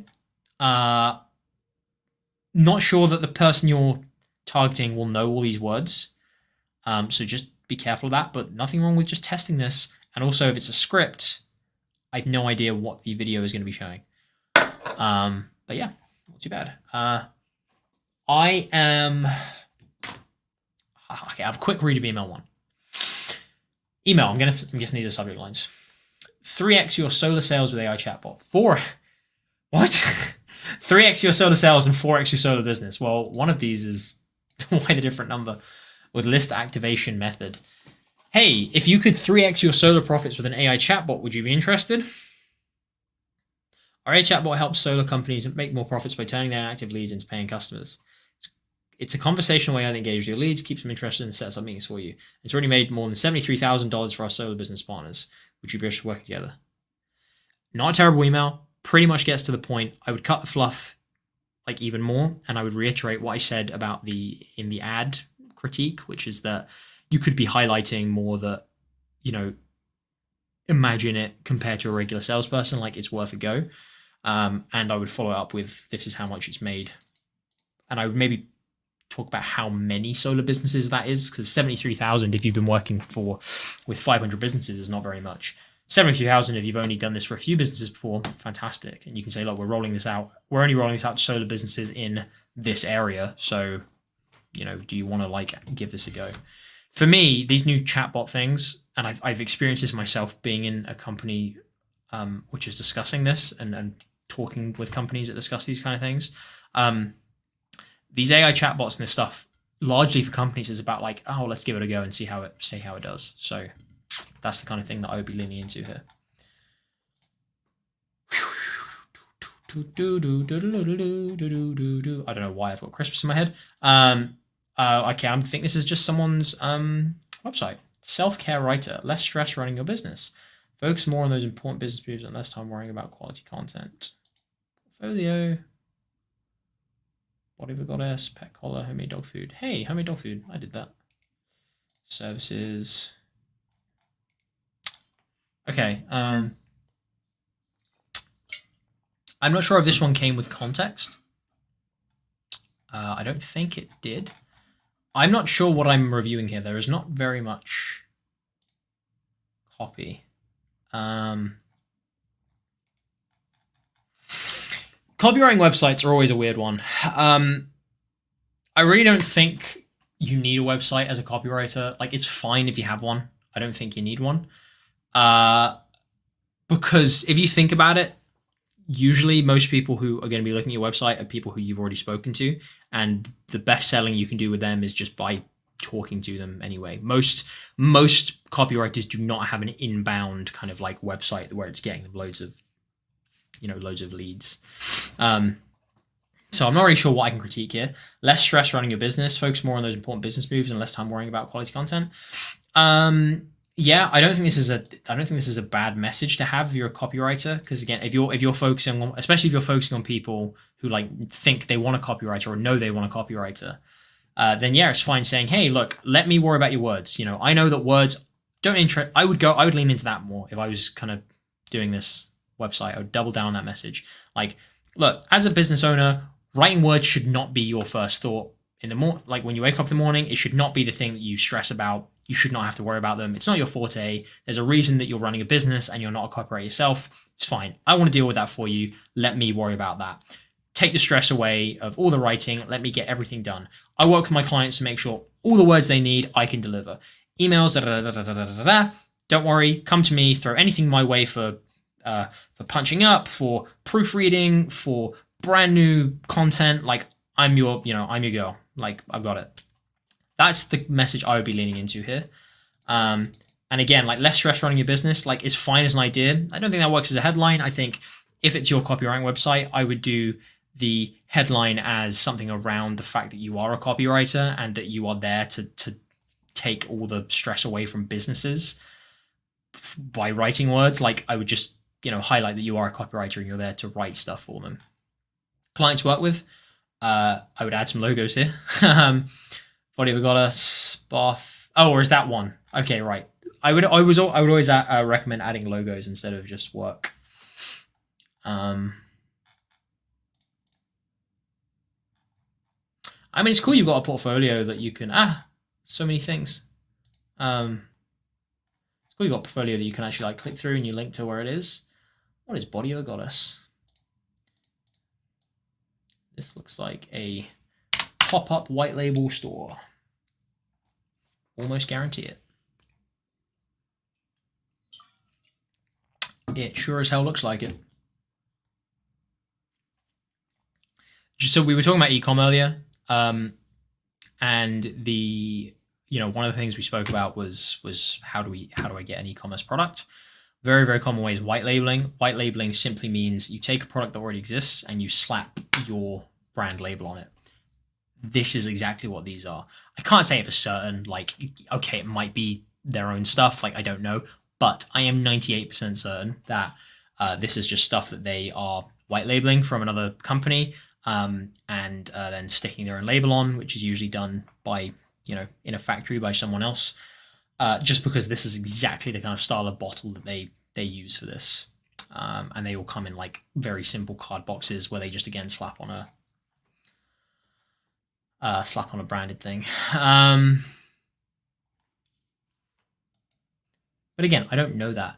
Divine Masculine Ball Wash. Yes. Get me some of that. I don't need Divine Masculine Ball Wash. My balls are manly enough. That is, in essence, that is what balls are. They are manly. If you had to describe balls, I would call them manly. My husband loves the ball wash. He commented on how tingly it felt, lol. Your husband's a freak. This ball wash, amazing. I'm back to order more. Is ball wash a real thing? Is that not just shower gel? Like, what do you need? Fucking a specific lotion to wash your balls with? Am I mad for thinking that? Or is that a thing? Does every other man have ball wash? I was, as a child, I was never told, hey, you're approaching puberty now, you're going to need some ball wash. Like, I never had that conversation with anyone. So I may just be out in the dark here. I don't know.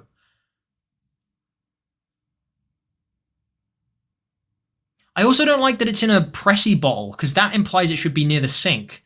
Because, like, that's where, you have something that's, like, slightly higher up and you use pressure against it to push down. Whereas, like, if it was a squeezy bottle, it's in the shower, you can pick it up and you squeeze it into your hand.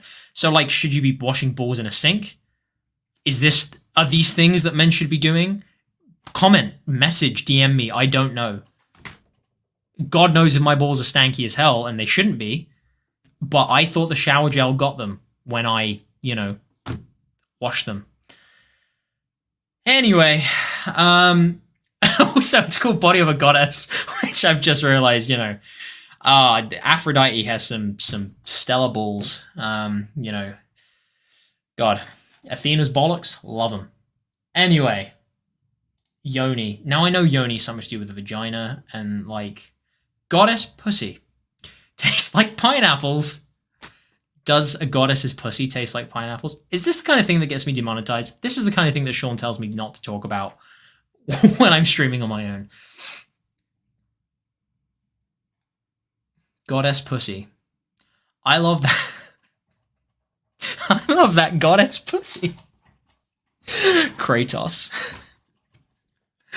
Oh god. Smells so fresh. I'm such a child. Why does this make me laugh? Don't be alarmed. I was concerned about purchasing a yoni wash that's perfumey or didn't have natural fragrances. I'm prone to yeast infections and UTIs. Almost anything can throw off my pH balance. I'm on my second bottle and no foul odor, no yeast infection or UTIs. The scent of... That's a good review. Thanks for the great review. You got that right. None of our yoni washes are perfumey and they're all natural fruity scents with all flavors. Natural, fucking the most overused words in copywriting, and like it also just means piss all. So happy you love it and gentle enough for you. That's great though. That's a great testimonial. I would have that testimonial front and center for this product. Whipped butters. God, I want to eat that. Not goddess pussy. I want to eat the whipped butters. Like, does that not just look nice? I mean, I'll eat goddess. Let's move on. Let's go back to review and copy. So to sum up, oh hey Magnus. To sum up, oh, get rid of that. Yeah, that's my email. To sum, oh, one of my emails. What was I talking about? To sum up, Ash, I think it was. I forgot. I'm so sorry. I've already forgotten. Like the site I was just looking at. I'm not sure what you were asking me to review there. Hopefully, I've given you an idea of the message that I think you should be leaning into. Hopefully, that helps slightly. If it doesn't, message me and tell me what you wanted me to go for there. Oh God, I like how Goddess Pussy and Balls Wash has been the most engaging content in this stream. Hang on. Oh God, I'm getting so many compliments. You're looking stylish in those glasses. How many Lambos do you own? Thanks.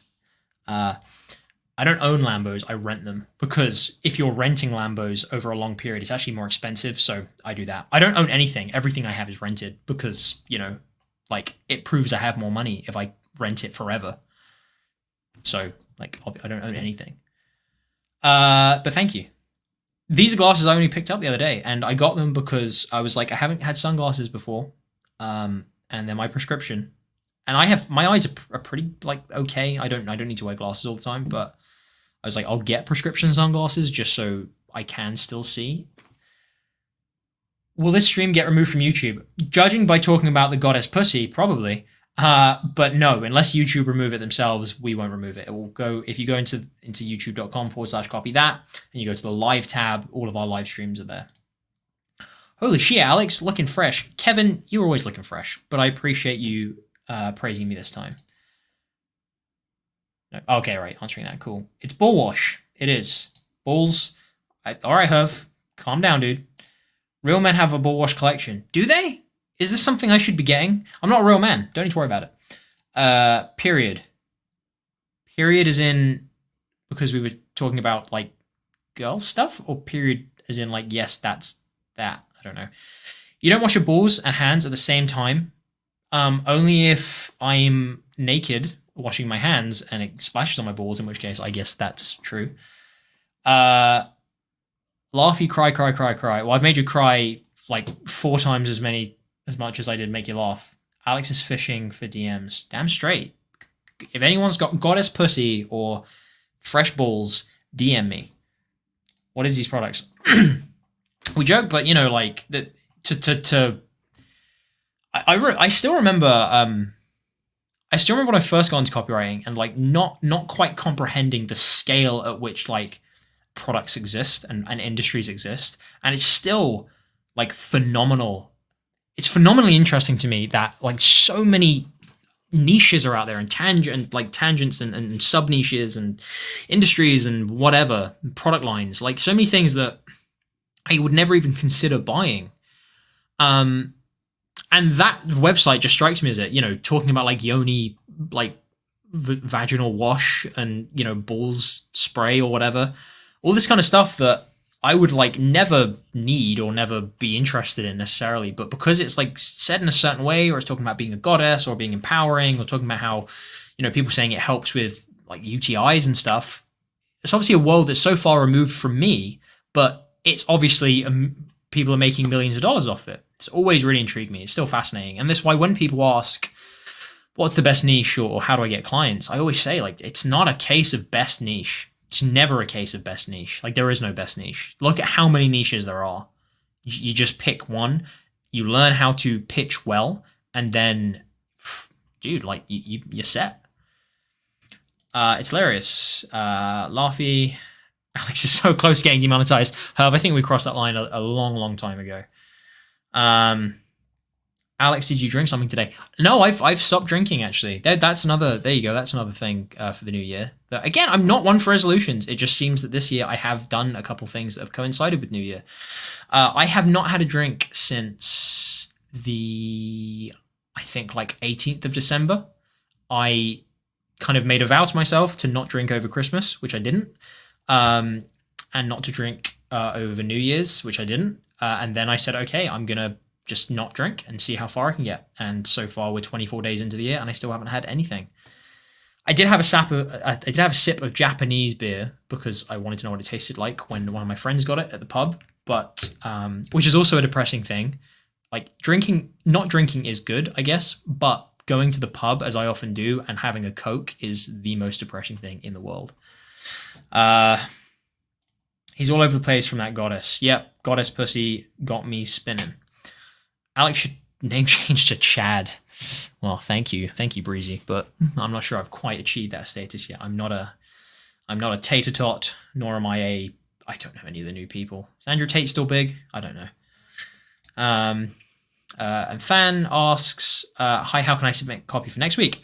You can submit copy by, if you're not already, going to patreon.com/thecopythatshow, patreon.com/thecopythatshow, signing up as Patreon, getting access to our Discord server, or the private channels within our Discord server.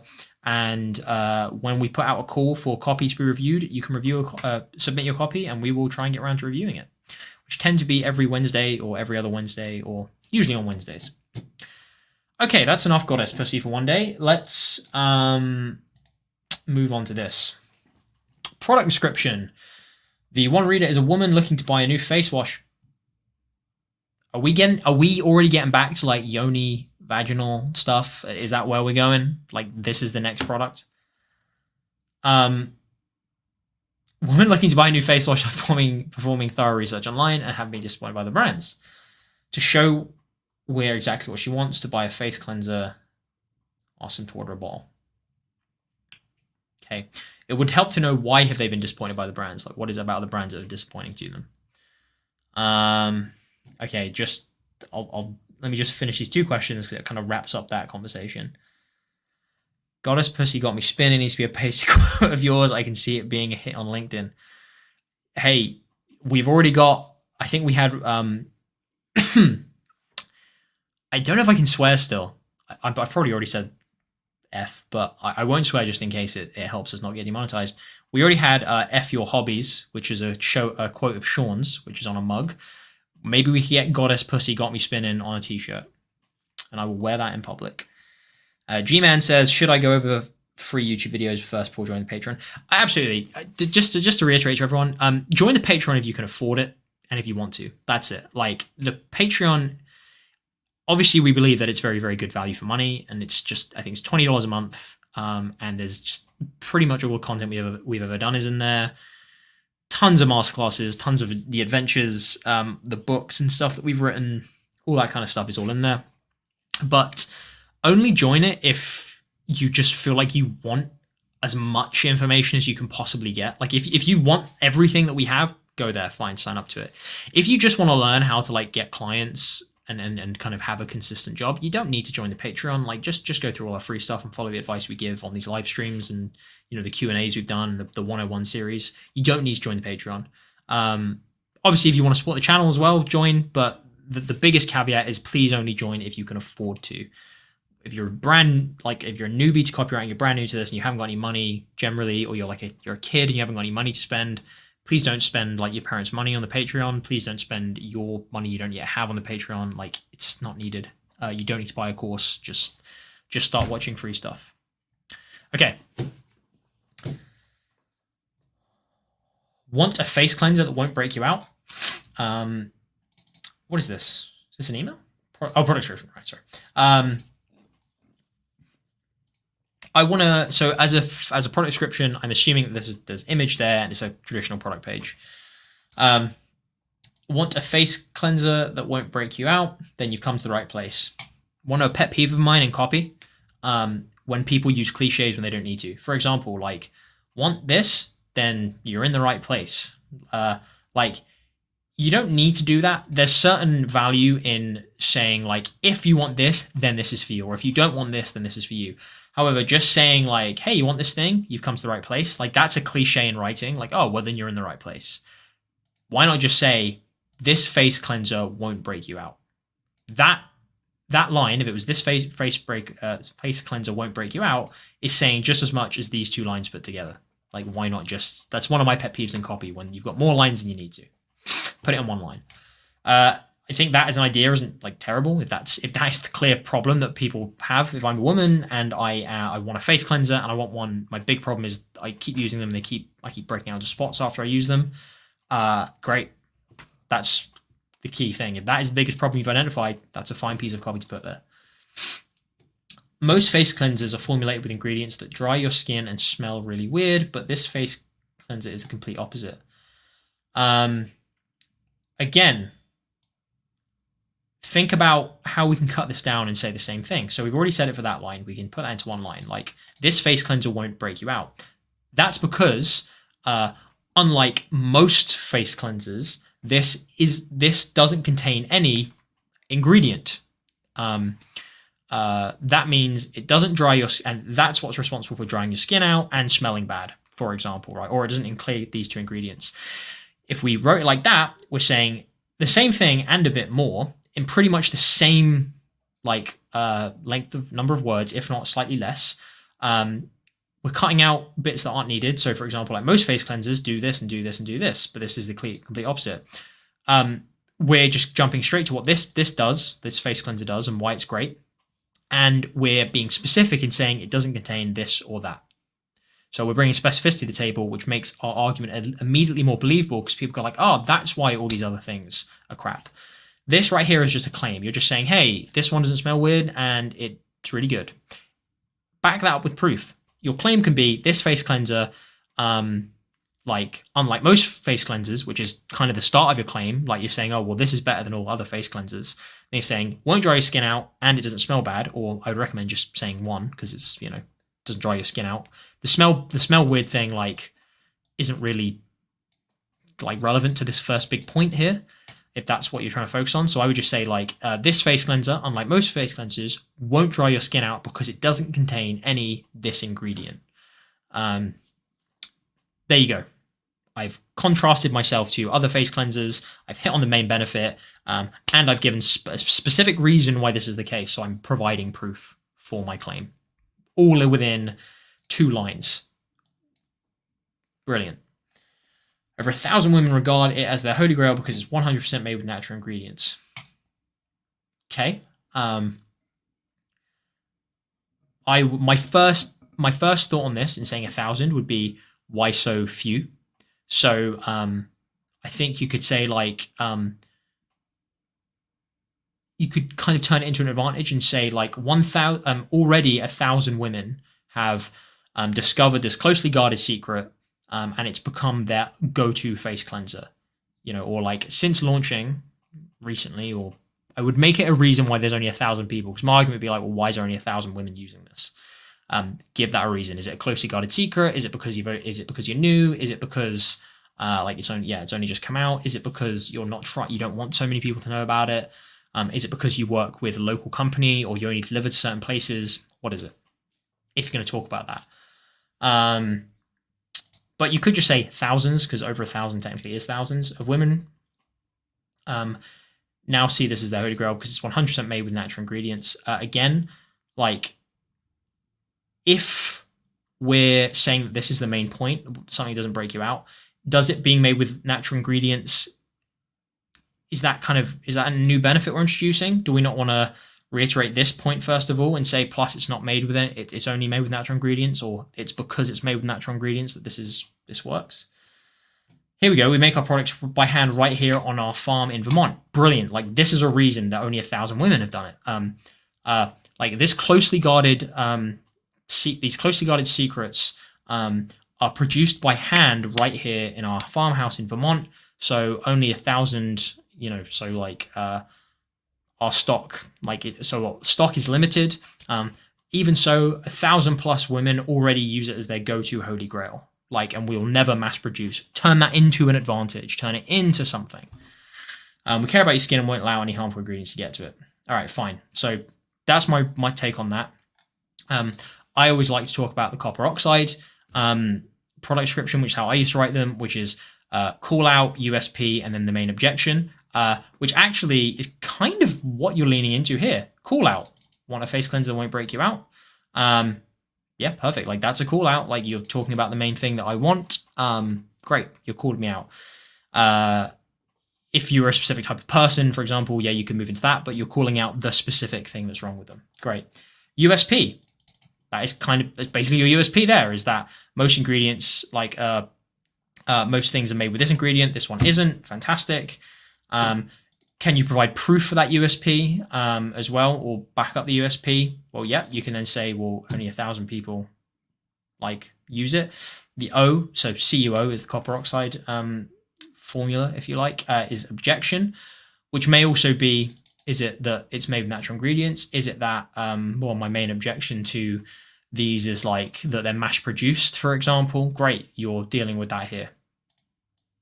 I don't know what that is because I don't know this market, but point is you're kind of leaning into that already. So it's actually not a bad structure you've got for this product description. I think it just needs to be punched up. Okay. Key ingredients include blemish-reducing ingredients like prickly pear enzymes, oil-regulating ingredients. I think this is another one. If you are sick of other face cleansers breaking you out and drying your skin, then this is for you. Okay, you've kind of called out again.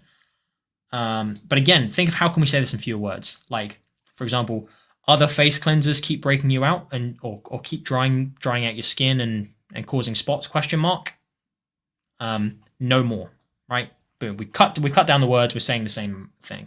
And it's fine, it's a call out. It's just, focusing on our product versus focusing on the competitor products that they already recognize they don't like. Either one is fine. This face cleanser doesn't contain artificial fragrances, which can be irritating and foul smelling. Again, like I don't think you need to talk about the smell now. I would just go, like I said earlier, one point, one message. Most importantly, it's free from sulfates, meaning you won't be complaining about skin dryness or using this face cleanser. Just follow directions in the short 1-minute video guide and you'll be loving your face in no time. We make our products by hand right around house. Okay, so again, I think you're kind of just making separate points in each line.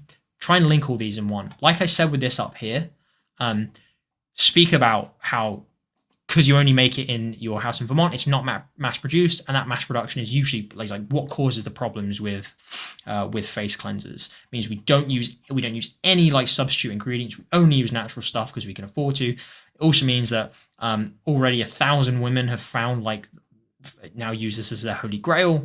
Blah blah blah.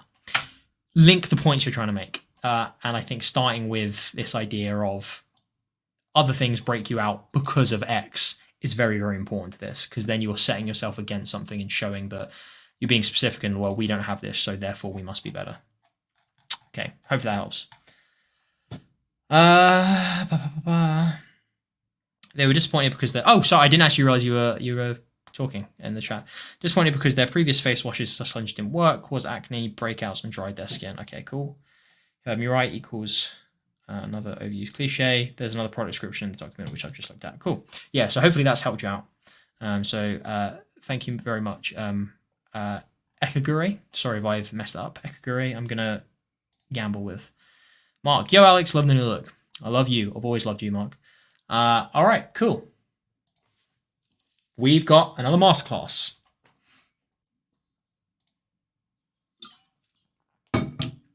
This is for the perfect CV and resume masterclass, which I feel like I've already paid someone for.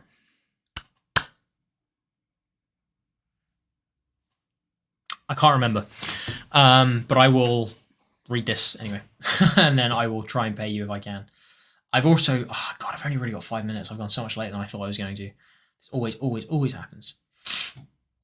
Okay, I'm going to speed through this. No digressions. Context. The interest lead can come from two sides. If this is yours, by the way, and you're watching this, please slow this down if you want to hear all my words properly. As a referral lead, they had a problem not knowing how to craft a CV, and someone said, hey, I've got the perfect solution, go look at this, cool. Or they were searching for stuff to copy that page and stumbled across this masterclass. They're already interested in the topic and want to see what they have to say. Our problem solution aware audience. Okay, fine, thank you for the context.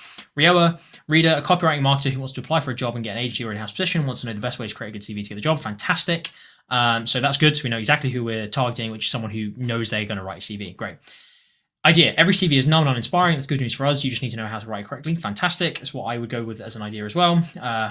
Offer is $20 for the product, and the action is click the purchase button. First impression is important for most people, but the first impression is crap. You don't need, I'm guessing these are your notes. Guessing they're your notes. Give them a show. Oh, it's Kevin's. Hey, Kevin.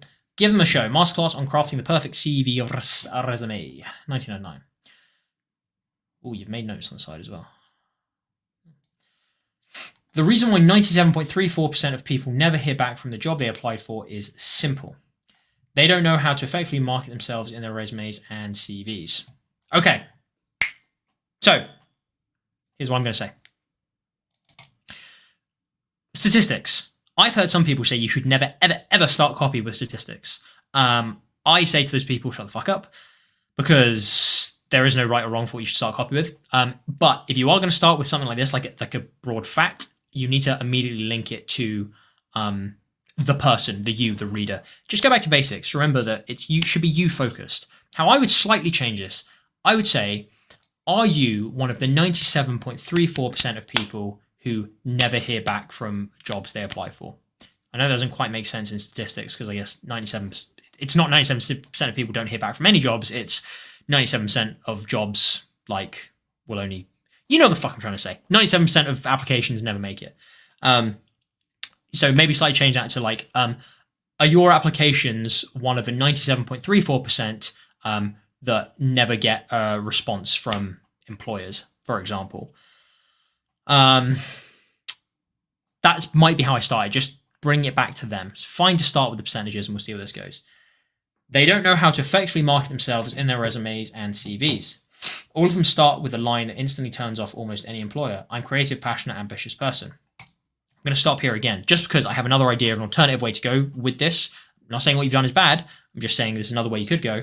You've talked about how, you could say, oh, are you one of the 97.34%? It's well, it's pretty obvious why most CVs are absolutely crap and no one gets it. It's because the 97.34% that go out are all doing the same thing. 97% are all doing the same thing. I would say that this high up, and then say I'll show you how. That's just an idea for how else to take this copy. I'm going to read it now from top to bottom as you've done it. The reason why 97.34% of people never hear back from the job they apply for is simple. They don't know how to effectively market themselves in their resumes and CVs. All of them start with the line that instantly turns off almost any employer. I am a creative / passionate / ambitious person. Then they slap a block of boring text about their skills and places they've worked at. No wonder only 3% of the resumes sent result in a job interview, let alone getting the actual job. But that's good news for you, because if you join Alex today, you'll discover the golden rules he used to land a $100,000 job without experience or a degree. Proof ahead. Think of his masterclass as a guide on how to virtually stand out from the 3% of competitors to boost your chances of getting the stable job you want. Okay, I think you've got really good ideas in here, and I think generally the copy works. I think there's a few little bits that I would change up. I would say that, again, would definitely have this more you-focused immediately. Even you don't even need to have statistics. You could just be saying do you feel you never get replies from the CVs that you send out? That's because through no fault of your own, you're probably not marketing yourself in your CV. Chances are you start your CV with something like this. Then you slap a boring, a block, you don't have to say boring, but don't want to slag them off too much, but then you slap a block of text about your skills and the places that you've worked at and your work history. Just like 97% of CVs do. Here's the proof. No wonder why only 3%. And then you can say there's a reason that only 3% of resumes ever get anyone back, or 3% of resumes do so much better than the others.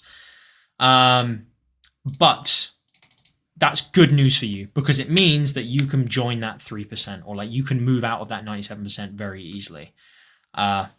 That's how I would slightly reframe this. I'd make it a lot more you focused, and I'd make it kind of focused on what they have been doing in their CV rather than talking about other people generally. Remember, you're talking to me. You have a conversation with me at the end of the day. I was trying to make it so you don't come across as, hey, dum-dum, you don't have a job yet? Lol, you suck like 97% of people. Very good point, and I do understand what you mean. That's why I would say I added that kind of line earlier on of, it's not your fault. Like, everyone does it. That doesn't make me seem like, oh, I'm a sucker like everyone else. It just makes me go like, well, it's not my fault. You know, of course everyone thinks this, so that's fine. That is how I would change this about. What I really like about this, I like this bit especially because you're talking about stuff that to most people is going to be relevant. That is something they do.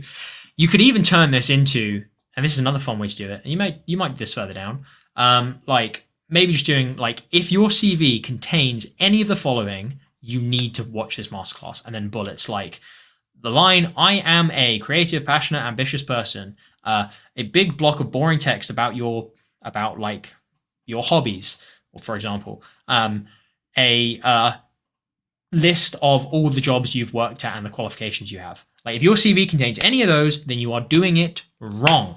Like, I will show you how to get this job, and there's a reason, and then you can go into the proof like Alex, That is an idea. I'm not saying that's the best idea or the right idea, but it's an idea, and I would certainly put it somewhere in here potentially. I think it's quite an engaging way to start at the top, because immediately if I'm thinking about my CV and I know I want a better CV, I'm going to say, well, this person already knows the CV like the back of my hand, and I am doing all this stuff, so God, what should I be doing this different? And guaranteed, it's it's not going to be any advice they've heard before, because most fucking CV articles talk about how, like, oh, you need to write your work history section in this specific way, or you need to include your qualifications near the top, or something like that. You are wiping the slate clean and saying, no, fuck all this. I've said fuck too many times. You need to forget all of this traditional advice. That's why 97% of CVs fail. Few ways you can readjust that there. Hopefully I've not given you too much of a mangle of words to go at, but that's how I would change this intro. But again, not bad. I don't think anything about this is bad. I think you've got good ideas. Because if you join Alex today, you'll discover the golden rules he used to land a 100k job without experience or degree. Again, I would probably also just reiterate here, just adjust through the power of his CV. And that job, which I'm assuming is this job, like that, I'm assuming that was the one I was referring to. I think it must have been. Yeah, because it's the only in-house job I've had, so it must be. This job, they said highly, highly desire someone with a degree as well. And they said they wanted someone who had at least, I think, 3 years in B2B SaaS, which I didn't. So I literally didn't have 2 of the things they said were key for the role, and I still got the job just because my CV was that good. Well, and because I'm so pretty, but you know what I mean.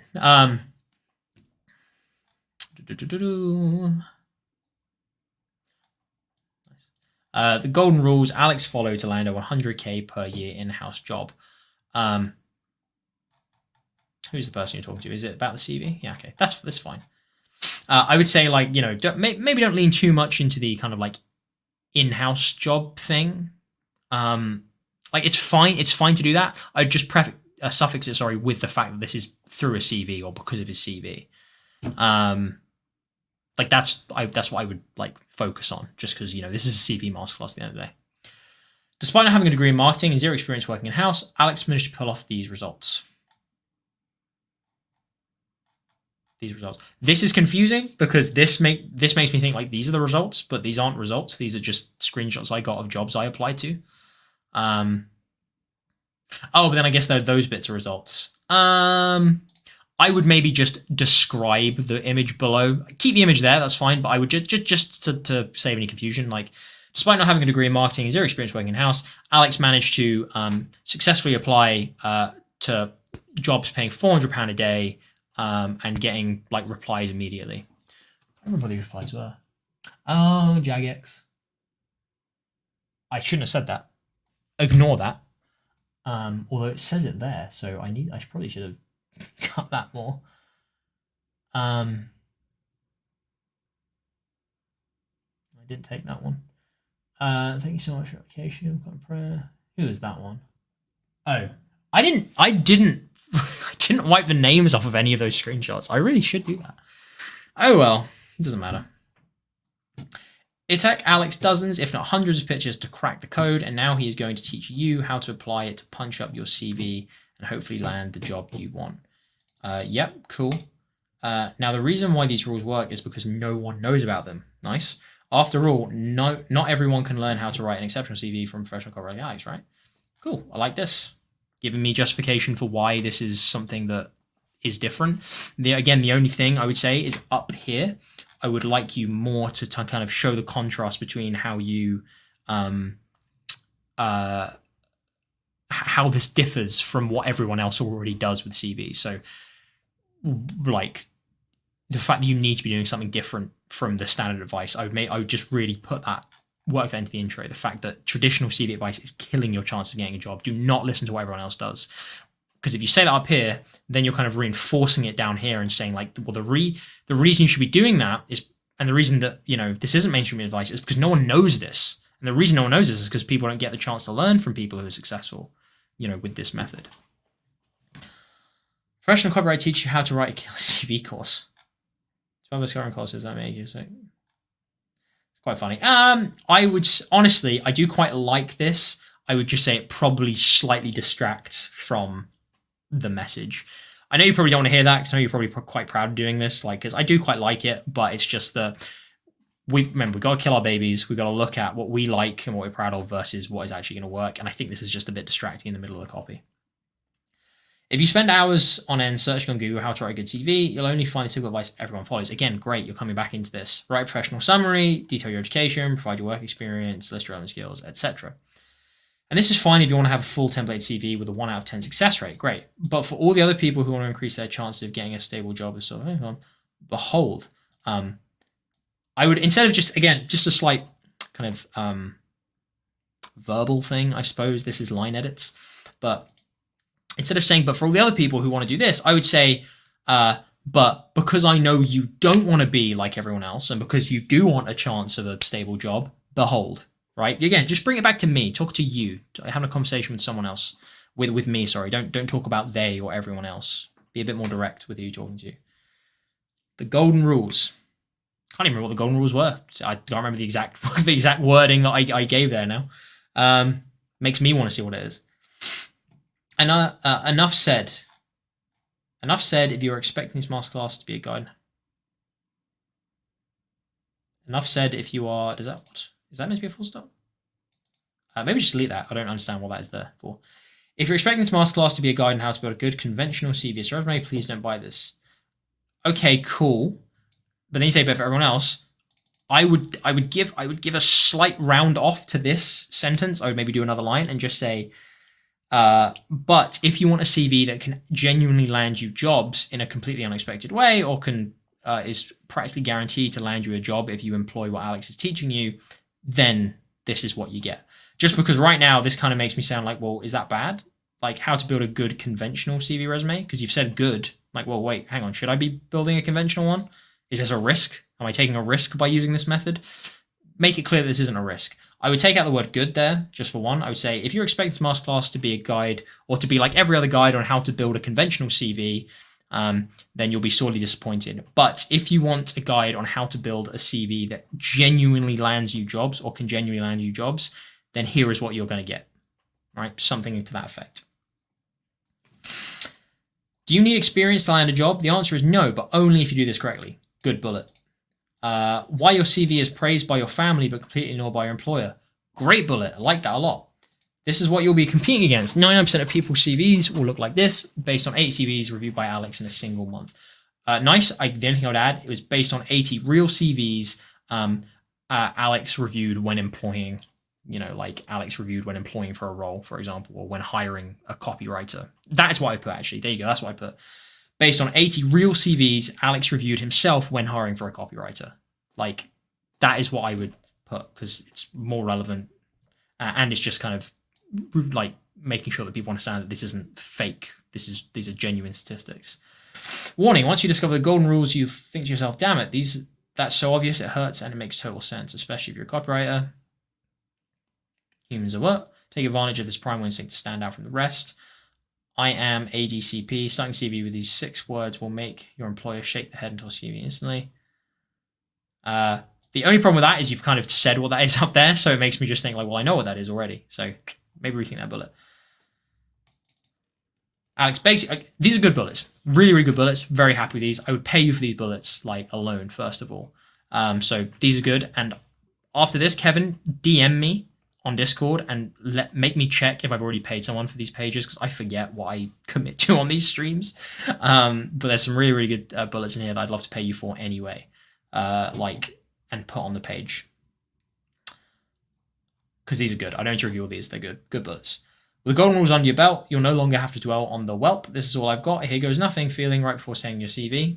Cool. The best part is you can even go a step further and apply these lessons to anything meant to show off your work and expertise, like an Upwork profile, portfolio page, a Fiverr job post, etc. So if this is something you're interested in, this masterclass will show you how to apply it today. Kevin, I think this is very good copy. I think that there are things that you can punch up, like I've mentioned, but all in all, I think this is good copy. And I think you've done a good job. So I need to check if I've paid anyone else for this anyway. But regardless of if I've paid for anyone else for this already, you say, I think I've paid for the networking masterclass. May well be right.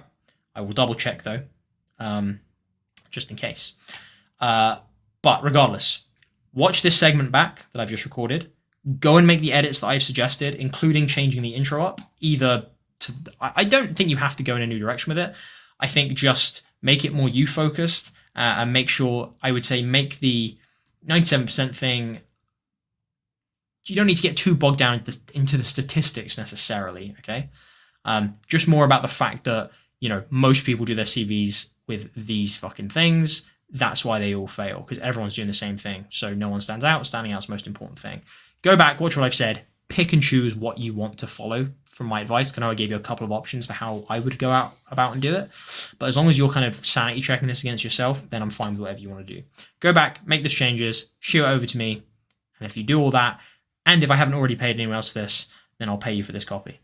So there you go. That's my solemn promise to you. Go and make these changes, message me, remind me all of this, and then we'll get you some fucking money, dude. Assuming I haven't already paid for anyone else, because I may have done. I don't know if it was just the networking one or if it was a CV one as well. Can't exactly remember. But yeah, we'll check. And if we haven't, I'll pay you for some bullets anyway. But obviously, I'd like to pay you more. All right, cool. Well done, Kevin. Solid job. Congrats. Thanks so much. Thank you for taking the time to improve your copywriting and submit something for review. I know that's not always an easy thing to do. All right. Context, product page for whatever the hell this is. Santa Cruz Paleo. Are these tablets / vitamins of a kind? Supplements. Guessing, is it orange electrolyte tub? I don't even know what the hell this is. Are these supplements or is this salt? I have no idea what that is. Okay, cool. Target audience is people with dehydration symptoms and people who want to work out and want to optimize your training. Still considering if it's better to make product descriptions for each electrolyte flavor or pick a flavor button be easier. Almost certainly just do a pick a flavor button. Don't get bogged down into doing loads of different descriptions for different flavors. You don't need to. Most people don't really care about the flavors. It's more just the nice things like, oh, I like oranges more, so I'm going to get that flavor, right? Most people are buying a product because of the core benefit that it has. Okay. Electrolyte tub, $29.99. Enhance your hydration and restore your body's electrolyte balance to optimize daily health and performance, promote fast recovery and avoid muscle cramps, reduce brain fog and headaches. This is just a very, very basic product description, to be completely honest with you. I would not even bat an eye at this if I just saw it on a regular e-com store. It's fine, but it's not really doing anything. If you want to go hard with a kind of product description at the top, go and watch the product description I reviewed earlier and go through the copper oxide formula, which is call out, USP, objection, and then you can do bullets if you really want to, but just give something that's a bit different, that's a bit unique, that shows that, yeah, this is the place you want to be for this. Why is it the best thing? Why is it the best solution to hydrate and restore my body's electrolyte balance? And are those two mutually exclusive things they do? In which case, like, should you just pick one? Is there one thing that people buy this for over another? It needs a bit more weight. To me, this is just a bit kind of fluff. It's a bit like, okay, cool, there's a few benefits it has. Great. Keto-friendly, sugar-free, gluten-free, paleo-friendly. Conquer hydration without the guilt. Refuel your body with this powerful mineral blend 99% of electrolyte drinks don't want you to use. It's funny because 99% of electrolyte drinks don't want you to use, because it would mean that they're buying you, which would be the 1%. So of course they don't want you to use it. It's quite funny. Conquer hydration without the guilt. People with dehydration symptoms, people who work out and want to optimize their training. I'm like never great with these because like I don't really write. I have written for supplements before, but like I'm not super into the fitness game, and like I don't know if this is stuff that people really care about, where they're like, oh, I'm really dehydrated all the time. And if they know that's the issue, or if they associate it with something else, like I'm not sure. So I'm not sure if conquer hydration, like I don't know if hydration is the thing they really care about. If it is, like fine. Like if they really want to get hydrated and they find the only way they can do it right now is by, I don't know, eating a chocolate bar, and they find that guilty or something, then yeah, this is a great headline. But I just don't know if that is the case. So if the research shows you that people really want to like get on top of their hydration, but they don't want to feel guilty about it, then yeah, this headline is fine. But I don't know if that's the case because I don't know the market. Refuel your body with this powerful mineral blend 99% of electrolyte drinks don't want you to use.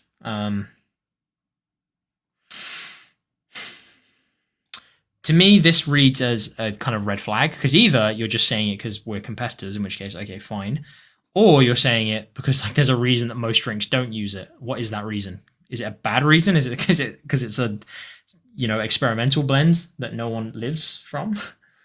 Hydration is the foundation of health. Again, you're kind of clashing here. People who would care about this headline already know this. So you don't need to waste kind of time convincing them, oh yeah, you need to stay on top of your hydration. Like, oh, other things do this that screw your hydration up. If they're here and this resonates with them, they're already going to know that and they're already going to accept it. So talk to them like you know that they know that. This seems like it's trying to kind of teach them again. It's trying to educate them on the stuff that they already know. While other companies use industrial grade salt and tons of sugar in their formulas, our unique blend of Himalayan sea salt combined with the best makes robust and delicious, makes the fights dehydration, optimizes your everyday performance. To me, this reads as fluff copy. It's like this is a little bit all over the place in the sense that I don't know if this is why people would be looking at this product. If it is, why do we need to educate them again about all this stuff? Would they not already know this? Other companies use industrial grade salt. Okay, great. If that's the case, why aren't we focusing on that as the big message, which is like no mass-produced salt, you know, like, or almost the exact same as what we were talking about with the what the hell was it? The other product description, the face cleanser. Like we were talking about how other face cleansers do it like this. We don't do it like this because of that, right? It's almost the same thing. Go back and watch that product description because I basically give the same advice here because you're kind of going about it the same way, which is do this without this, or achieve this thing without this other thing, which is actually really harmful and which every other company uses. So that's number one. What else? Very part of your lifestyle, any guilt. Want to feel the benefits. I would say the core thing that you could do here is really nail down what is the one thing these people care about. Do they know that they need an electrolyte tub, or do they not know that yet? Do they know that hydration is the key thing, first of all, and they don't know that electrolytes is the key to it? I don't know. Do you need to educate them from the ground up, or do they already know any of this stuff?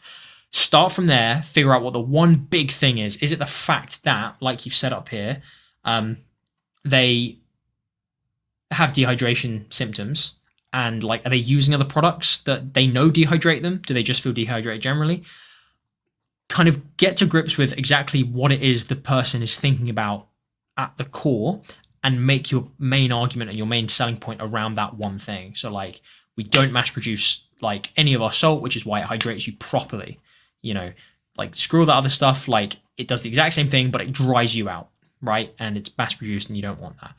If that's what you're going to lean into, fine. But like, it's very hard to review this without kind of having that core thing to grab onto, because at the moment you're just kind of throwing benefits at me from every side. Like you're talking about, you can conquer hydration. We use like organic Himalayan salt.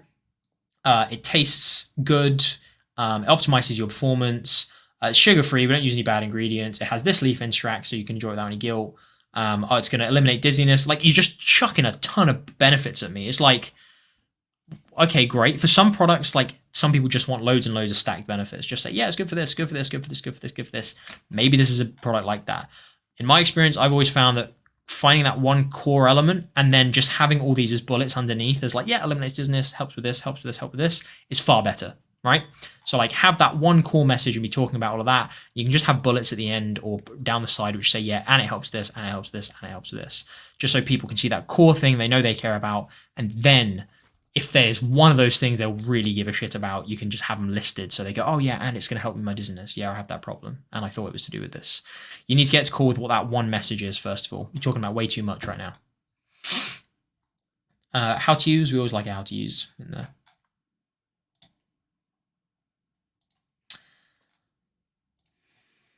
James Altucher, AI boom. James Altucher reveals one AI stock pick that is going to make money. G's investor just announced doing AI 2.0 will be open for a brief wealth window. Recommending to get AI on the AI boom. Okay, so classic boom promo talking about the new opportunity. Fine. That's what it's leading to. Promo that's talking about a new opportunities, once in a lifetime, and you can get in on it early is what this is talking about. This is a lift, so it's going from an email list. I don't know if how many, I'm just going to assume it's a regular list, who haven't bought before, and it's moving to this promo. I would like to know this is a front end or a back end. I'm not sure. SL, discover one of my AI investments that's set to soar in 2024. Preview, AI is dominating, but you don't know. But you don't know what? I would say maybe, but you don't know this, because it kind of just reads like it cuts off. Discover one of my AI investments that's set to soar in 2024. Kind of a not the strongest subject line, if you ask me. I would always play this in two ways. I would either lean into the fact that it's just one, and like you're kind of implying that I've actually got loads, and it's almost, there's like intrigue built into that, in the sense of, oh well, I want to see like just one of them. Like, it's almost like I'm being let in behind the scenes, because there's actually loads of me has, but he's kind of almost dangling this, yeah, okay, well, here's one, here's a taste of what you can have. So I kind of want that, because it feels like it's quite exclusive. Like, here's just one of them. So I would either lean into that and go like, here's just one of my AI investments that I think is going to soar in 2024, for example. Or I would kind of cut this down super low and just say, this AI investment is going to soar in 2024, or is set to soar in 2024. Another thing, of course, is getting past legal of saying that's set to soar. Now, that should be fine, because you're not saying it's going to, you're saying it's set to, so it should be absolutely fine. But you could always bring it around to that I think is going to soar in 2024, or that I think is going to dominate 2024.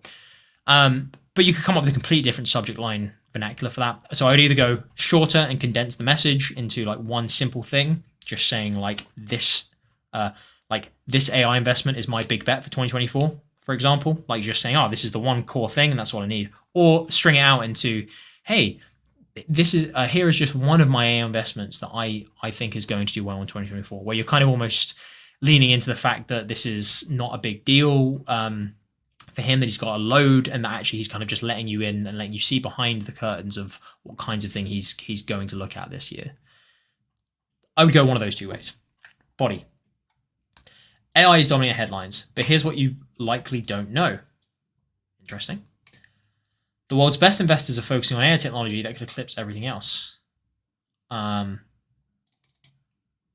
technology could eclipse everything else. This may confuse me, because this now makes me think like you're talking about that AI there. So I would say like The world's best investors are are actually focusing on one specific AI technology that could eclipse everything else. Make it clear that there's actually one fragment of it that is set to soar more than anything else. That's how I would change that. In 2020, they poured $271 million into AI in 2020. Proofread, people. In 2020, they poured $271 million in AI in 2020. Read, Alex. In 2020, they poured $271 million into AI in 2020. That's in 2020 there, and that's in 2020 there. If you submit this to me as a copywriter, maybe I'd forgive you as I'm feeling nice, but I would also feel like, well, you clearly don't check your copy that you write. In 2 years, that figure soared by 1,000%. By 2022, investments in AI stocks had reached a mind-blowing $2.56 billion. I feel like,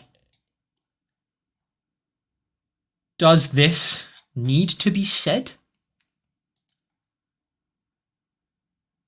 Because this makes me sound, from the subject line and from the opening, it makes it sound like you're going to kind of hint at one specific stock that's going to do great. Now you're kind of going into the fact that, oh, AI, loads of people are investing in AI. That's a different message to me, and it diffuses the kind of strong point that you had there. So I would think these feel like two different lifts to me, and this one feels like a weaker one. So I would actually cut this and focus more on like building the intrigue of that specific AI stock. If you were going to say like, oh, but you know, of this 2.56 billion, 50% has been invested in this technology that no one is talking, or that the mainstream media isn't talking about, like then it becomes more relevant to that first idea. But I think this splits out into too many ways. Mark Cuban, the entrepreneur, states the world's first trillionaires are going to become from somebody who masters AI. So listen carefully. With 30 years of AI research under my belt and an AI publication in Cornell's Tech Research, I offer insights that few experts can match. Therefore, I'm revealing one of my top 5 AI stocks. It's miles ahead of the competition, but here's the catch. The window slammed shut on this opportunity on March 8th. Right. Now, to me, this is doing too much of the work that the promo should be doing.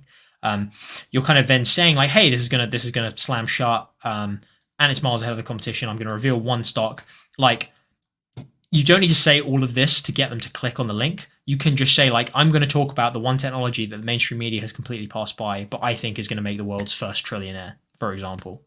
Like one thing within AI, I think is going to make or Mark Cuban thinks is going to make the world's first trillionaire. That stock, I explain what that stock is right here. Straight off. You're doing too much here. There's too many. It's kind of going almost in 3 different directions. You need to condense it into one, remember that one thing, and cut out things that are trying to take away from that. Don't just put in these facts and statistics for the sake of it, like I was talking about earlier. Okay? It's my my thoughts there. Oh, a couple more comments. Kevin says he used the Screaming Eagle article as a framework for those bullets. Yep, Screaming Eagle, Clayton Makepeace, we always sing its praises. Very, very good framework for bullets. So yep, right idea there. Really useful, to be honest. Yep, concur. Where can I make a copywriting portfolio like that website? You can just do it by starting a free like WordPress org blog if you really want one. I recommend, if you really need a portfolio, just putting it on Google Drive. Like you don't need a website. You don't need to do it in like a fancy way. If someone asks for portfolio pieces, you just link them on Google Drive. Say, yep, here they are. You don't need a linked portfolio. You don't need a website to be a copywriter. So don't worry about it too much. How do you know all this stuff? I don't have much of a social life. Maybe that's the key. Don't know. Just like it. I like copywriting. It's fun. Truly underrated content. I hope you get more views. Thank you, Elias. I appreciate that. Yeah. I do appreciate that. We're definitely not doing this for views, I can tell you that. We do this for fun. This is genuinely fun for me. So thank you guys. I appreciate there's even like more than 10 people watching right now. Okay. This is a big bastard. Let's speed through this because I was meant to get off this like 45 minutes ago. This is a spec 3 email welcome sequence for Dabble Writer after the autoresponder. After an autoresponder. So this is a welcome sequence after the autoresponder. I think that's what that's saying. Don't know what the initial autoresponder is. Dabble Writer, a word processor app with built-in helpful tools for novelists. Big promise is finish writing their novel. Lead Magnet is a webinar. The webinar is about how to make the most of your writing time. Okay. Customer advertised problem where one professional who has always wanted to write a novel but has trouble staying on track because of work, family, or wish. Okay, so with someone who wants to write a novel, don't have the time, need an assistant, need help with that. And the Lead Magnet, I'm assuming the lead magnet that has got them onto this was a webinar. Table of contents.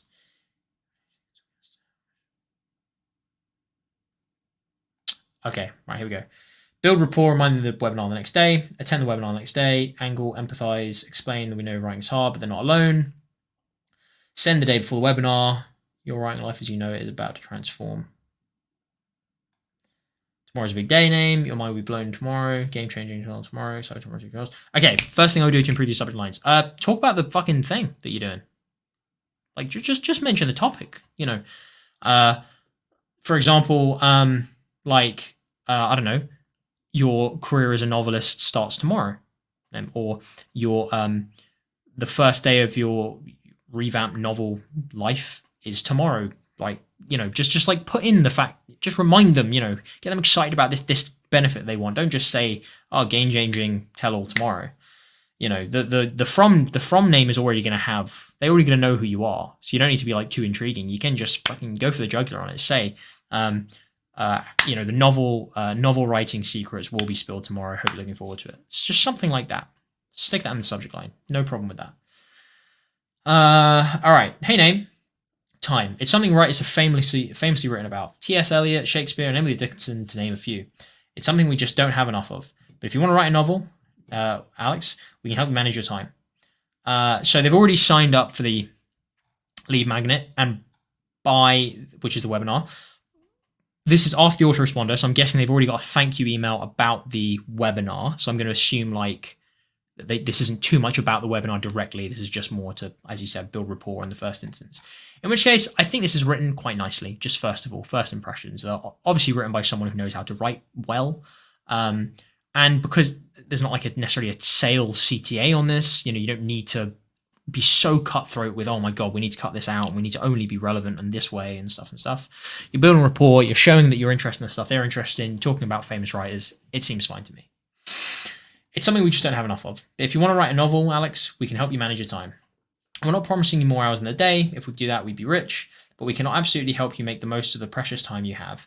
And by better managing your time, the whole novel writing process becomes easier. Because the key to making the most of your time is organization. And with organization comes flow. And with flow comes a completed chapter and another one and another. We can help you get into that flow, Alex. Tomorrow, April 22nd, we'll tell all about how to manage your writing time. That's right, every last juicy detail, because you want to succeed and we want to help you succeed. Click here to check in tomorrow. Make sure to arrive at least 5 minutes before the start time. See you tomorrow, and as always, happy writing. Okay. I think it's well written. Here is how I think the point of the email could be improved. Primary goal is to build rapport and remind the webinar. Fine, fantastic. So if that's the case, I would probably change subject line to something like, save this email. Because not many emails say that, and I actually think it's quite a good subject line. I may even use that subject line myself, because I quite like that. But I would say something like, save this email, your novel link is enclosed, or something, you know, your novel webinar link is enclosed, just so they immediately know, like, oh, okay, that's for this. And then the preview message can be something like, everything's going to be revealed tomorrow, Alex. Hope you're excited. I would then start, but you can have a bit of this nice kind of fluff if you want, like to build the rapport, to show, look, we're both writers. We understand that who these good authors are. But like, just remind them of the benefit. I think that's fine. I think that's a fine way to start. There's some, what I would call like direct fluff in here, which is stuff like, you know, we're not promising you more hours in the day. And like, oh, with all this stuff comes this, and all this stuff comes this, and all this stuff comes this. Like, you can keep this. It's inoffensive because this isn't a cutthroat email. It's just that if I really wanted to use this email to have an impact, I would be setting this to get them excited about the webinar.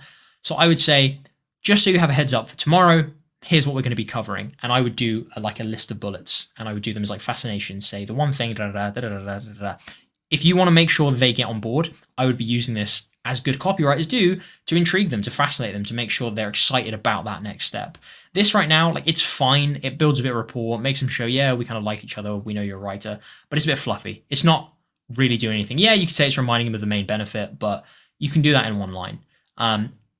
If you really want to get them excited about what they're going to do in starting that new life, throw in some fascinations, tease the content that there's going to be. So they're like, okay, right, I'm really excited now to get in there tomorrow. That's how I would redo this email. Email 2, engagement and connection. Remind users to attend the free webinar. And go explain that we want to help you write the novel because we're writers too. It's a community. Day of the webinar, an hour before start time. All right, tells all. It's almost time. Your writing life's about to change. In just 1 hour.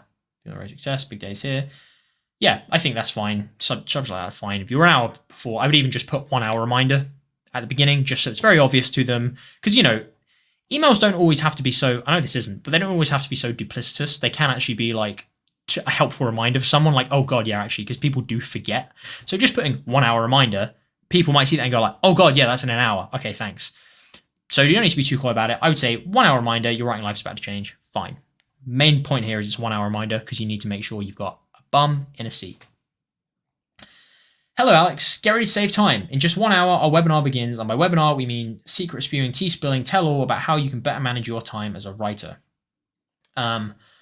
Again, fine, because that is the core benefit. If you want to go into the deeper benefit, maybe I would change it to like, you know, just keep them excited, which is like, tell about how you can make sure you finish your novel when you want to finish it. Because that ultimately, no one just wants to manage their time better. They want to manage their time better because they want to do something else, finish a novel, spend more time with their kids, whatever it is. So maybe talk about that deeper benefit there. And the sooner you learn how to manage your time, sooner the novel will be published. Hooray! We'd like to take a moment to congratulate you. We're so proud. By signing up, we've taken a huge step for being a published writer. You already have brilliant ideas, but the time to get all of them down can be daunting. We get it, we're writers too, and we want to help you, and sincerely hope you'll attend the webinar in just 1 hour, and it will take an hour of your time.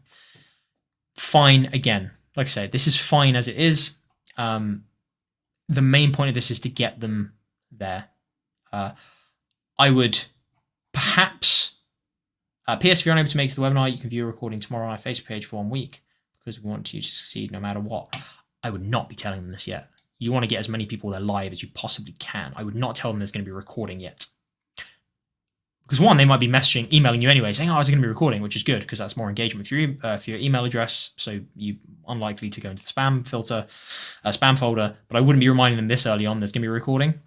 I would say that to them after the webinar's already been, if they missed it. Oh, and here's a recording.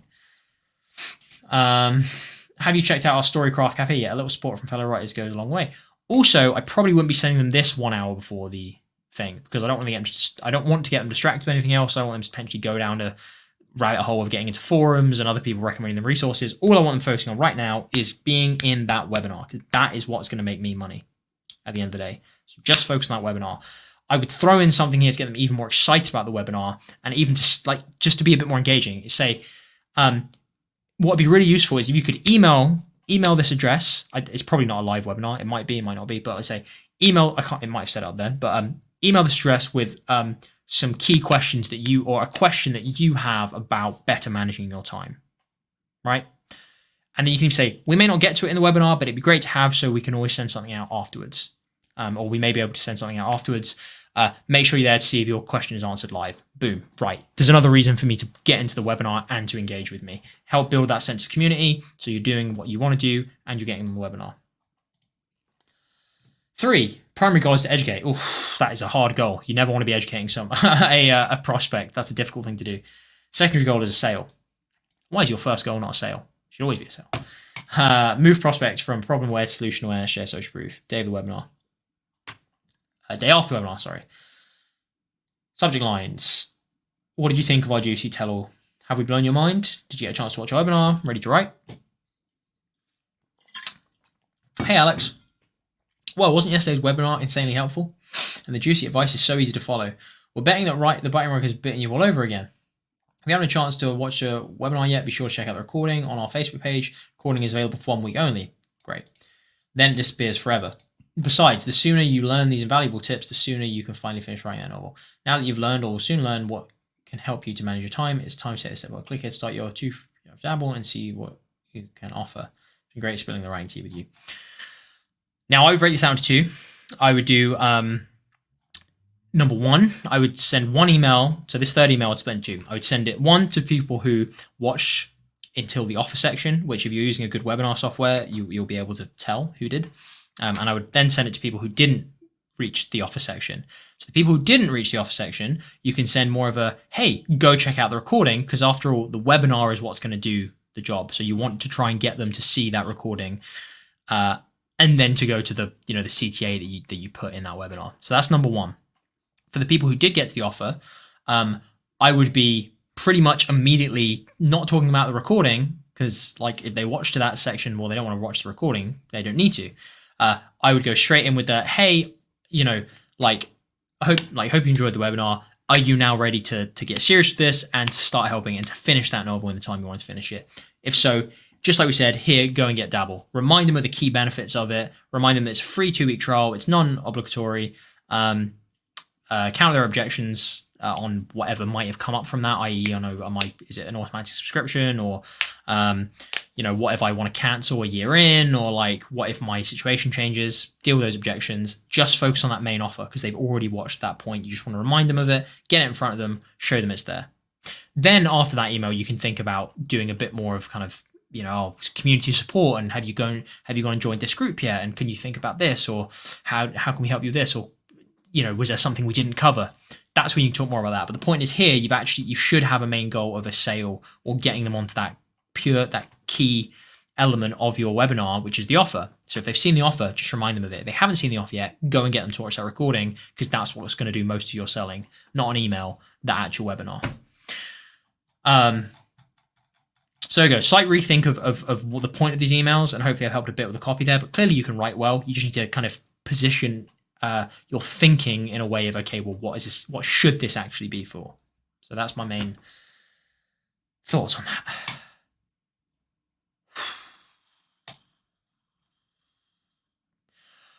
Okay.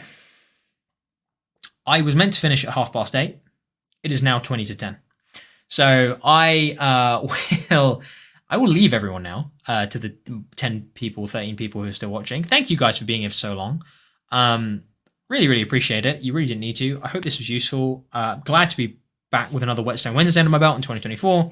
I always love doing these. And yeah, I'm hoping I've had fun. Sorry I didn't invite so many questions today. Maybe we'll do another Q&A stream at some point soon. 2024, who knows?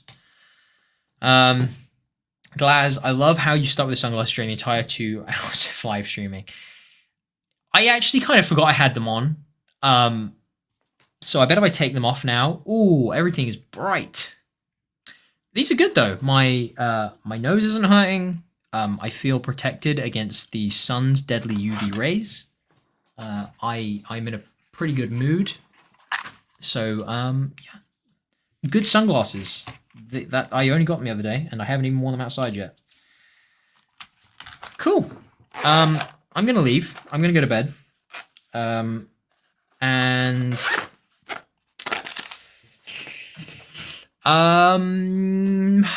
Yeah, that's that. There's probably other news I've got for people at some point, like about our videos or content or something like that. This lighting is okay as well. I have got better lighting there, but I just didn't turn it on. I could do that now, but I think it's going to be screwed up because I haven't tested it with all the other stuff. Probably should have done the lighting like that, which also would have been good for the sunglasses. I don't think these things through. Anyway, I need to shave. I need to exercise. I need to lose weight. I've had too many pints over the last year. I'm eating okay now. I just need to start exercising and practicing personal hygiene, like with the ball wash. And I need to tidy the flat and unpack all the stuff and move these back into the utility room. I'm always so tired after these though, because I suddenly realized I've been talking effectively to myself with no other kind of human. I don't know how streamers do it for hours and hours and hours on end, just talk basically to themselves. It obviously helps having you guys here and saying things, but it's not like another voice, Cool. Thanks, G-Man. Thanks, Kevin. Thanks, other Kevin. We've got 2 Kevins. And yeah, I'm Alex, the bad boy of copywriting. Checking out. Hope everyone has a good day, good week. I hope you make all the money you deserve to make. I hope you become a fantastic copywriter. I hope you transcend all your hopes and desires and dreams in this world. Most importantly, I hope you have a wonderful end to your week and a delightful weekend when it comes to it. So yeah, go crack on.